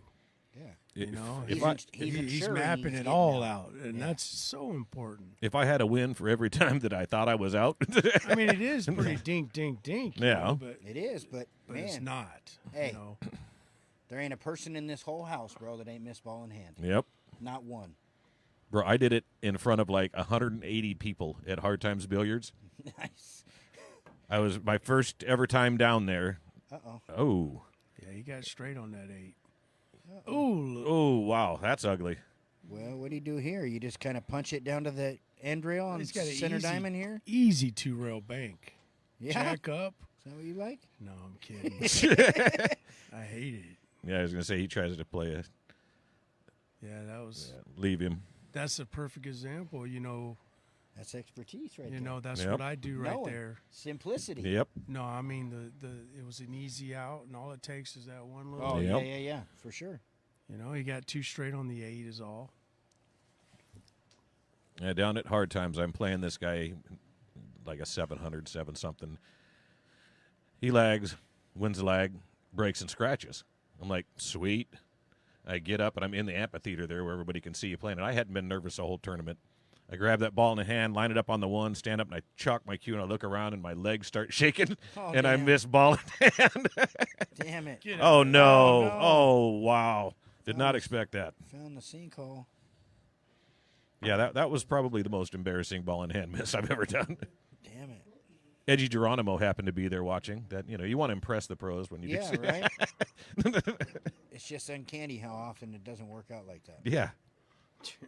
Hobbs on the mic. Is he watching? I doubt it. Oh, Why would we're he on want to TV, torture Dad. himself like We that? got the Trey Amigos in the booth. Yeah. That would be awesome if Jeremy Jones is watching this. Hey, if you Joshua are watching, Carlson is in the chat. That would be awesome. Even Hey, though like I didn't even said, bro, tell him how. I ain't bullshitting, bro. I told you when you left my house, you're welcome to come play anytime, man. You got the right attitude. Those are the kind of people I fuck with. Damn, Triple G, you got action coming at you from all Everywhere, bro. directions, bro. Everywhere. And it's sad that I book I'm losers envious. frequently. That ain't what I heard. Well, you Maybe need to on- quit maybe talking on to the TV. people I beat. You need to move around. I'm like Dr. Phil for those guys you beat, man. Call me. Like, I know Greg charged you 100 for the set. I'm gonna charge you 50 for the counseling session. I know you lost. Yeah, either I know way, you lost, but hey, you I'm still gonna call owe. him later. We still getting 75 apiece at the end of the day. And then I tell him, I tell you how to beat him. Don't miss. That's right. Play better. They never listen. You can beat anybody in the world if you play better. exactly. If you don't miss a shot, it's hard to lose. You ain't even got to miss, but when you miss, miss good. Exactly. When you play safe, make sure it's safe.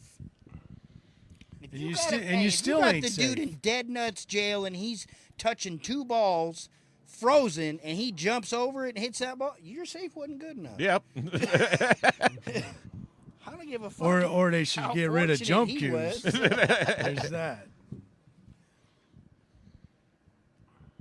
Haley said I'm looking like a SoundCloud rapper. Listen, I didn't want to drive my loud ass truck over here tonight, and so I felt like walking because I put on 12 pounds by not smoking cigarettes. And now you over here calling me a damn hoodlum. Don't worry. It's I'll cold make, outside. I'll make you look skinny. Yeah, I got on a double hoodie. Yeah, He doubled up. I mean, Jesus. I got a hoodie and a jacket. But I ain't complaining, just whining. Hey, I was just telling. I was wouldn't just be a talking pool today. player if I didn't whine a little bit. For real. Hey, I work outside every day, and I Yep. I work 7 days a week, a lot, in crappy weather. But I was Yep. just talking this afternoon when we was moving that table. This morning it started out cold as hell. My fingertips were frozen. Yep. But by 11 o'clock, 11:30, it was a nice-ass day for the first week of November. Absolutely. it. Yeah. Yeah, it got sunny. Everybody worry about global warming. I'm like, no, sun in December is cool. I'll tell you, Jeremy Jones yesterday was cold as hell. Yeah, I bet. He's I like, bet. Damn, it's cold. He's here." like, I just spent a week in Texas. Why is it so cold here? That's right. Is that where he's from? Is Texas? Yeah. Boy, he spends a lot of time down there, too. Yeah. Well, that's where he's from. Boy, Texas is like pool is like king. Secret, I have no idea. As long as you make it and it ain't spicy and you wash your hands, I don't care. It ain't spicy. Triple G ain't about the spice. Greg don't do spicy. Not even a little bit. I don't even like sour. What's she talking about? Oh, she's supposed to come over and get her hair did. Said she was going to cook dinner. I said, come do it. I'll eat. I like food. Food is good.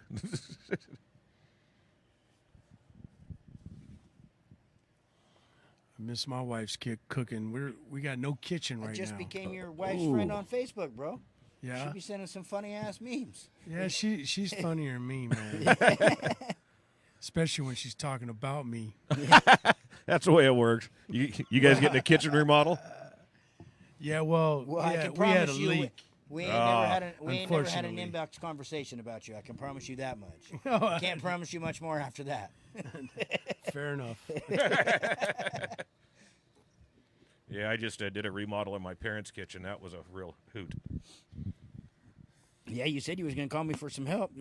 Sure enough, you did. Hey, you want to come help me do drywall? Nope. So All you're right. good at that, huh? I'm pretty good construction-wise. There's certain things like I don't do plumbing or wiring because I don't want it to be shocked or fuck up somebody's house. But Sure. and Well, I might be calling you. I did all the flooring on that damn thing and put in cabinets and. You do wood floors? Mm-hmm. All of it. Oh, Bobby. good safety played there by Criegh. Gray says, my turn. I had enough. Three's kind of tricky, though. Sure enough. That 8 is lined up pretty nice for the combo if he can get it? on it. I can't see the angle. Oh, yeah, that's not bad. I mean- and they're in close proximity, so Yeah. higher I mean, percentage and to it make does that go combo. in the opposite corner from the 8 Yeah, combo. that's why I said it was tricky, because with ball in But- hand on the 2, he could come one rail straight down to the 3 and play it in the corner. I think that's what he's doing. Yeah. I mean, nobody loves the combo. Not unless you got to. Well, he decided He's all right, though. Go He's down got a and play it. good angle on it. Good angle. This is natural. Now, the 3. 3 should go in the same pocket, because of the speed he's going to play it. It's going to push it to that long rail, and the cue ball is going to get above the 3, and he's going to be okay.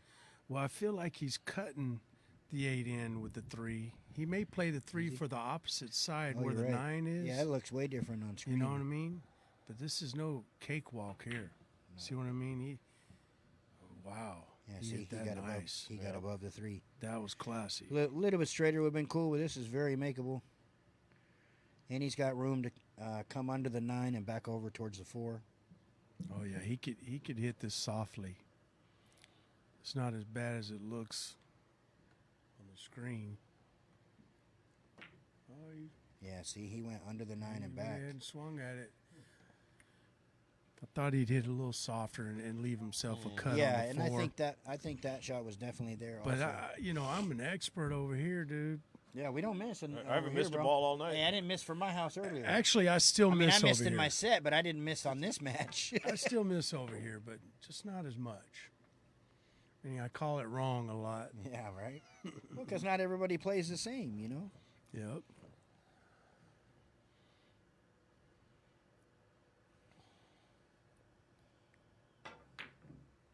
Ooh. I've noticed Little this diamond table. robbery. This table's stingy when you hit it hard. Yeah, it does. I've seen that a lot. Not only tonight, but other nights. Oh yeah, I watched. often. Yeah, Some I've people never are hit a saying it's ball because on of the height of the rails. No, Is what a couple people have said on that. on that table. Yeah, that the height of the rails is I'm making talking about when they use force those to, when they're the forcing faces. it Yeah, in. trying to play force it tough, in. Though. It seems like it rattles, spits it out. But you might be 100% right. You know this table better. I than just most. but I listen to a lot of people too. A couple of different 600 plus players have said it seems like something's different with the rail height, and that when you're coming into them corner pockets and you hit the facing, that it just naturally wants to spit them out. Well, he got away with that one. Yep. You better take advantage. He got to earn this 5-ball though. Yeah, that's no hanger. He's got to earn this 5-ball. But all he's got to do is make it, and he's got the 7. It could be that the bolts, the torque of the bolts, on the height of the rail, and I was explained by a table mechanic that weather change has a lot to do with that. Okay. I couldn't tell you all the details. Yeah, but it makes sense. But for sure. certain parts of the year, you need to change your torque. Yeah. They loosen up on Well, their he hit own that from the good, wood too. swelling. He hit that good, and he would have had opportunity, but he didn't hit it good That enough. wood swells, and then Yep. Yeah, so trash. in my trade, we got all our rain. And in my trade, building custom homes in the Pacific Northwest is constantly wet, Yeah. and then it gets real hot for 90 days in the summertime. Yeah. It messes with wood a lot, a whole Well, lot. I guarantee you there ain't nothing wrong with this table. It's a beautiful table. Oh yeah, absolutely. But I'm not something saying like that, you might have to keep an eye on, according to this table mechanic. that. Yeah, for sure. Daniel Sardencilio's watching. What's going on, brother? What's up, D?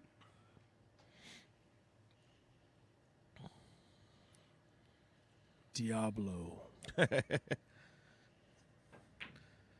You knew he wasn't going to hammer that 9 in. Nah, that was 30%. Sean just capitalizing on good play and Crieigh's mistakes. Yep. Steamrolling.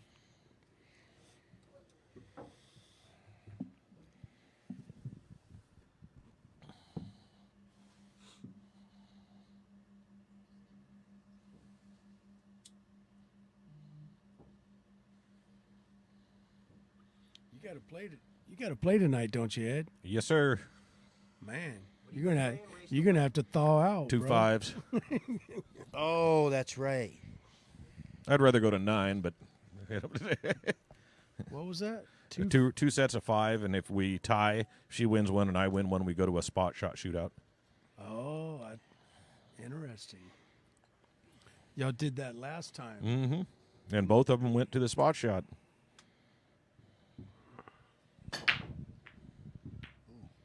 Deuce drops. Yeah, one didn't go, but the 2 did, and he's got shape on the 1. Nice little love bump there. Oh, I got a feeling Dumo's in big trouble here. Is that the 3 ball by the 1, or is that Yeah. okay? That's what I thought. The colors are wonky on the screen. I mean, it looks difficult, but he's got to get from the 3 to the 4. Other than that, I'm backing Sean. I think he's just going to draw back a little and leave the angle on the 3 play to forward, Oh, yeah. play forward. Yeah. A little bit more controllable.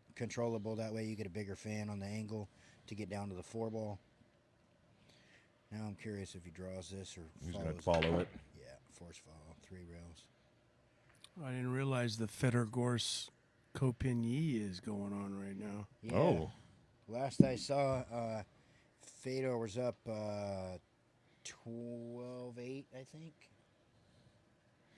I got to talk to Fedor down at Hard Times. A really nice guy, very humble. Yeah, everything I hear about that kid is Yeah. that he's a monster. Yeah. And, Did you hear about the but one he's pocket still action he was getting? no, but I can imagine. He was I playing watched him play. He was giving somebody 14-3 and robbing the kid. He was 18. He was doing an 18-3 on a guy down there and made 18. $54,000 on Friday night. Just beat the brakes sick, off. dude. I got a Feder story. Wish Ed Hobbs would give me 18-3. Shit. Oh, I will. Just, I don't know. I don't know when. 18. Hey, could you imagine how good you got to be though to give somebody 8-3? Like, seriously, think about that. No, 18-3. That's what I'm saying. Yeah. 18-3, bro. That's 6 times. Yeah. You gotta be pretty good. And still robbing and the still kid. winning, yeah. Yeah, like that is just. Well, and the fact the guy didn't give up after, 30 grand. He just What was kept. the, yeah, exactly. If I remember right, it was $2 grand a game. And the guy's like a 600, isn't he? I don't know what the I guy's thought he was Fargo like was. a high 580. Yeah, or something like that, 590, yeah. somewhere in there. You guys don't know. I mean, guys like Feder or Alex and all them, those numbers sound huge, and they are. but But once it really doesn't mean as much as it sounds.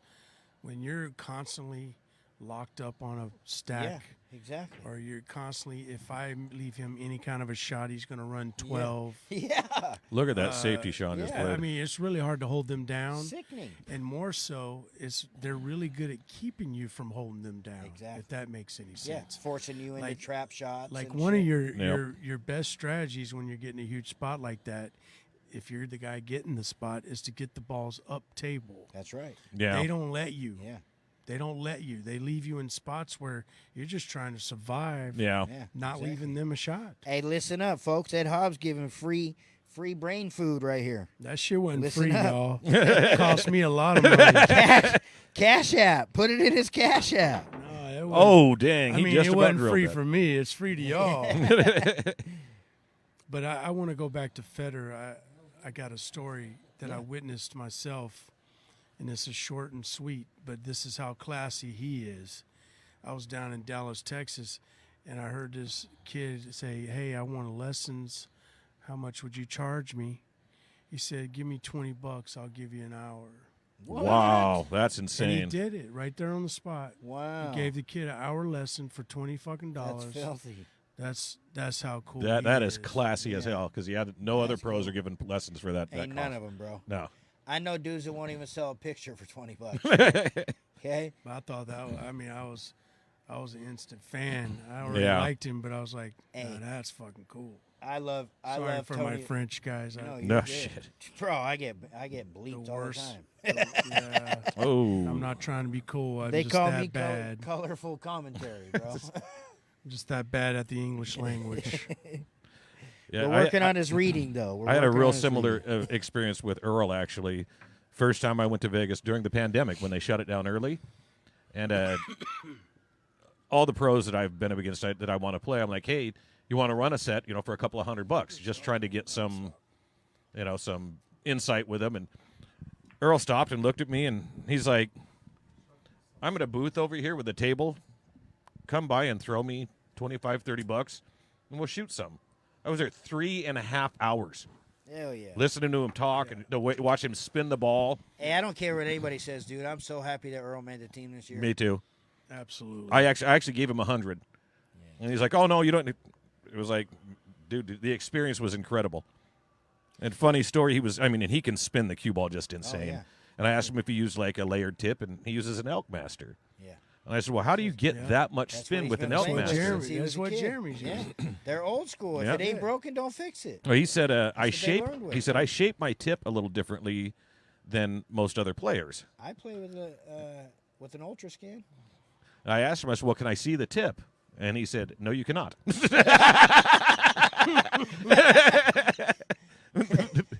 He said, "Now you're asking too many questions. Yeah. Kid. Get out of here." The old Elk Master. Yeah, a lot of those old greats are, they're not with the layered tip. Yeah. And it's for the same reason some of us don't like certain ones, how it changes from layer to layer. Yeah. You might be in love with it, and then next week when the layer goes down, you're like, I hate this. Great dude." shot. Good shot. Good composure. Yep. A little bit of a tester right here, but this should be money. Looks like a spot shot pretty much. Just center ball. That's all you need. I asked if Earl was going to be on the team because he, what happened last year, and he Yeah. said, no, not at all. Well, that's good. He's just the best. I thought maybe he's there the was best choice. I thought maybe that had a part That's to what do Jeremy with it. said. The It think has he nothing to is, do with man. that at all. Hey, the guy's out there, The bro. guy does everything great. Hey, the guy's still playing. Yep. But the guy does everything great, man. He's still I don't just- know if y'all watched the International Open. Yep. But I mean, he barely lost to that Jonas, whatever his name is. Hill. And he had opportunity to beat him, but that was deep into that tournament, and that tournament was one of the strongest fields possible. Yeah, absolutely. Well, and Earl was playing great. Earl was playing 20 years ago good. 2 years ago in Turning Stone, he was playing Shane in the finals. Yeah. And had a chance to beat him at a couple of bad rolls. So he took second place to Shane. And that was during He's the a pandemic. monster. I mean, the guy can still flat play pool. Hey, it's like just, I said, I made a comment in somebody's Facebook thread the other day. They were bagging on why Earl got to play. And I said, you got to understand, the other 9 people that are in that match all envied Earl at one point in time of their life. Absolutely. They all idolized Earl. Okay, you can't say that about anybody else on those teams. Yep. Well, Earl's the only one that holds that title. You know what I'm saying? and if you ask him, Jason Shaw lived with and took lessons from Earl. Yeah. There's a video about it. Yeah. Shane took lessons from Earl. I mean, blew it off the table. If you've got high-level pros taking lessons from this guy still, there's a reason they're doing that. Exactly. The dude's an animal. And he's out there playing, and he's doing it well. At what, 72, 71? Nah, I think he's only like 67 or 68, something like that. Well, hell, we can look him up. We got him on the. He's a We all have genius. smartphones. Genius at pool. He really is smart, man. Really is. He's a little quirky. He's got his own little things, but hey, Of course. the guy gets around. There ain't many in the world that are beating Earl consistently.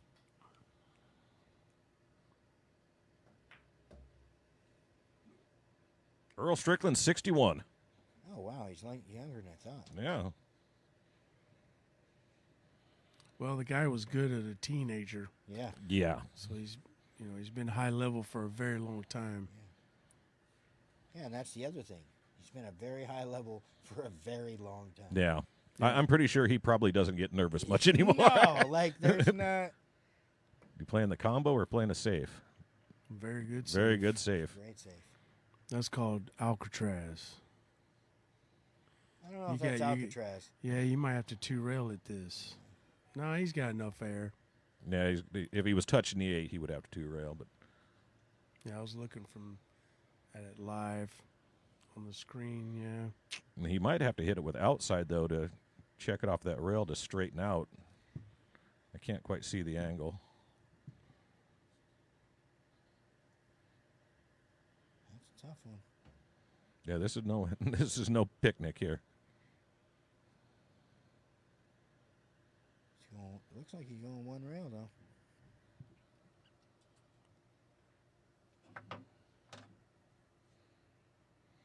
Is it just rumor that Feder was seeking U.S. citizenship? Somebody, Homero asked. That's a rumor that I heard as well. How come I don't have that? It wouldn't surprise me. Homero Flores asked that question. Yeah, but I don't have that in my chat.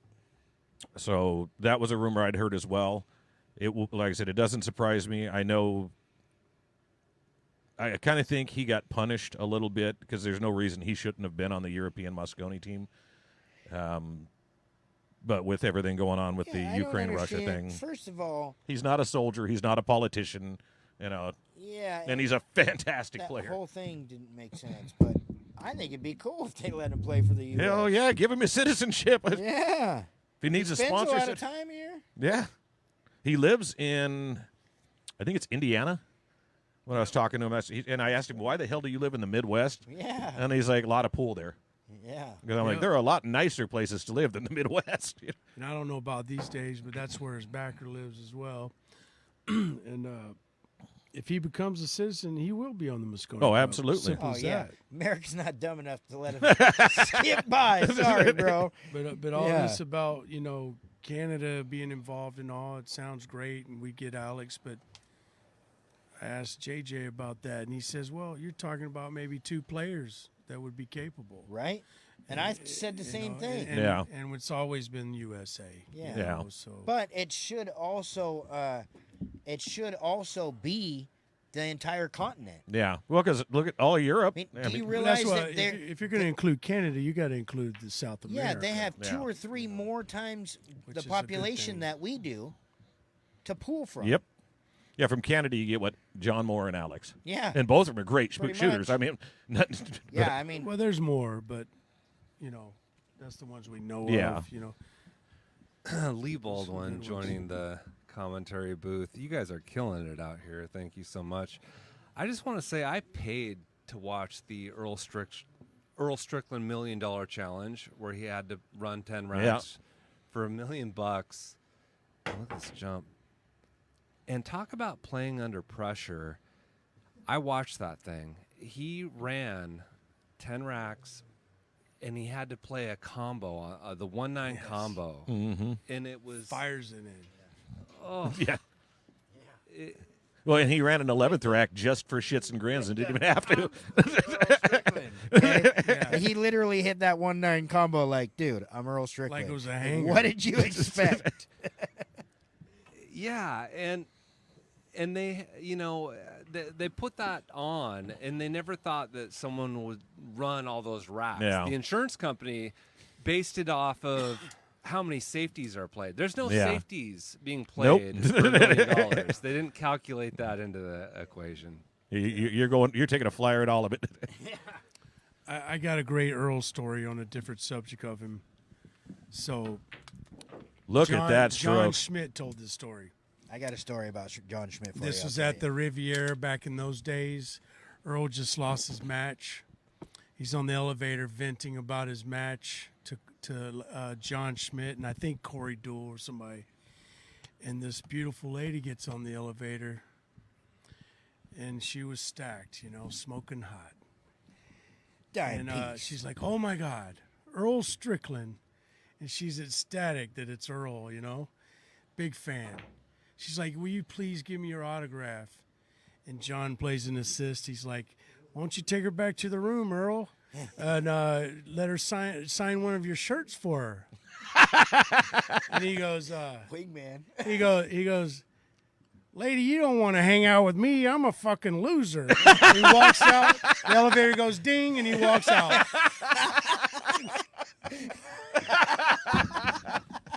But when he won that $1 million challenge, he was on the cover of a magazine burning the $1 bill to light his cigar. He's burning money. Nice. I'm a loser, and he walks out. I'm a loser, lady. And then the elevator ding. He walks off. Lady's dumbfounded. My one Sorry. experience with John Schmidt, we played a bar box event in Orville, California, which is about an hour and a half north of Oscar's place in Sacramento. Anyways, we lag for the break. He beats me on the lag, and the guy breaks and runs 9 and out on me. I literally, he didn't play a safe. He didn't miss a ball, dude. Okay? 81 balls in a row, and I just sat there like, dude, that was dope. What else are you going to do? Yeah, like, that's all you got, chump? You're lucky you didn't let me shoot. That's right. I'd have played one safety. So I can tell everybody I played a race to 9 with John Schmidt, and I never missed a ball. I didn't hit one either, though. You don't have to tell him that. He's been known to make 626 balls in a row. So Made a lot. He's made a lot.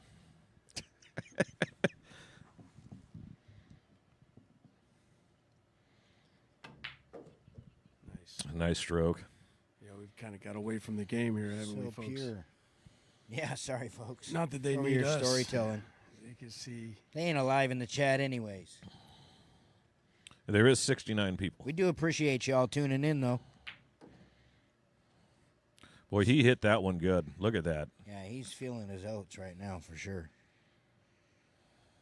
We're not talking about the game, but I'm still over here watching it. Oh, absolutely. Yeah. Sean's just putting in work. Another day at the office. Look at this shot. Going to get just past the 9. Didn't want to be too straight. He's got the right angle. I think he's got just enough angle to punch up for 9 in the other corner. Little stiff, but I still think he's favored to make this.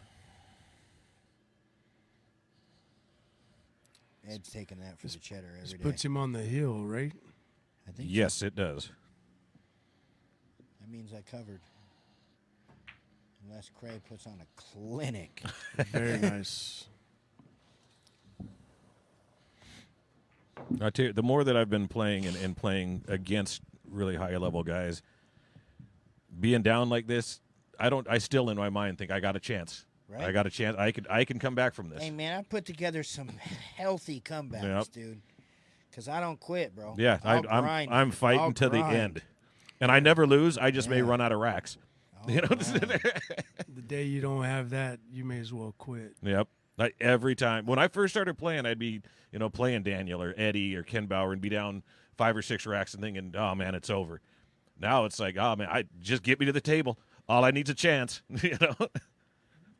I'm not gonna name names, but I was in a pretty good set with somebody from Everett area, and they ran out. They got out on me 6-0 in a race to 11, and I beat them 11-6 in 10 ball.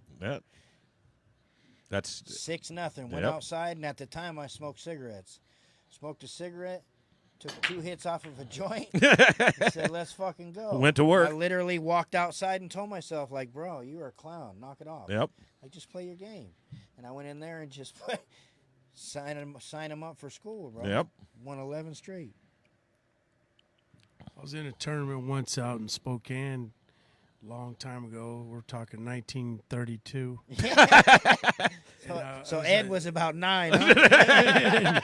It was a B tournament, and I was down, race to 7. I was down 6-1, 3 sets in a row and won.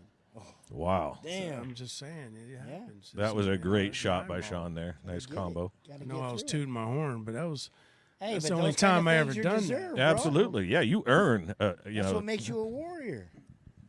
A lot of luck involved. Well, I mean, you Still. gotta get some rolls. Look at for, that. Speaking of rolls, Speaking of luck, you gotta get some. yeah, this is how it goes, your man. favorite oh yeah, Sometimes. when it's going your way, it's Yeah. I mean, this might be night. Joshua Carlson. I can't remember what the score was. Oh, yeah, I think you had Joshua Carlson.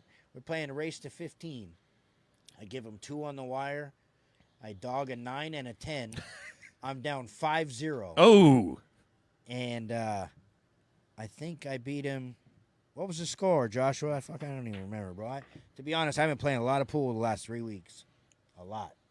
He's due to lose. Yep. He's been booking nothing but winners. I'm just trying to get some holiday grub money, bro. There I'm you trying go. to eat.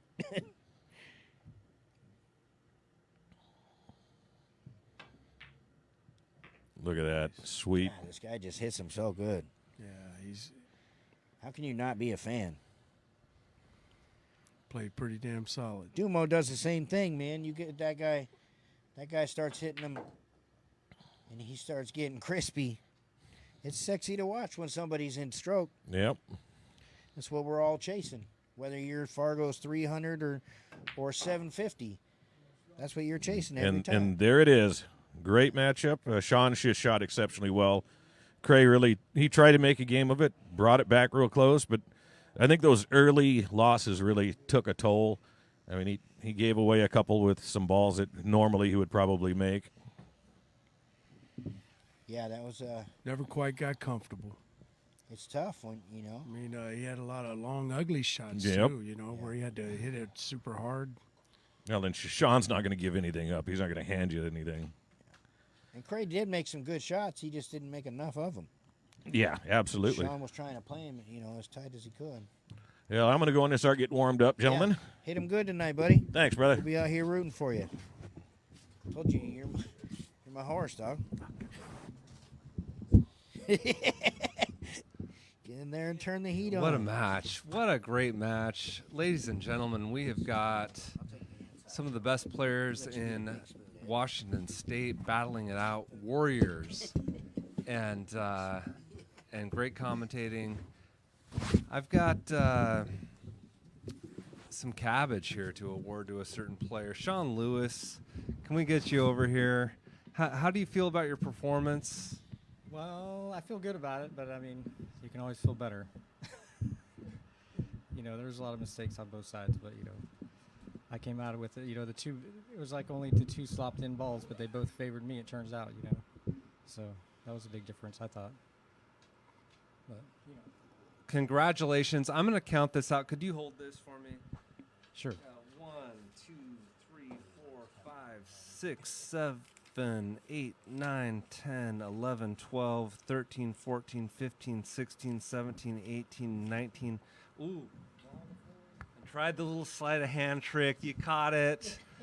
That's all you, brother. Congratulations. Any shout outs to your child or? Yeah, if Logan's watching and awake, time to go to bed, buddy. I love you. You're going to get a nice Christmas gift this year, brother. Thank you, Criegh, Dumo. Come on over, brother.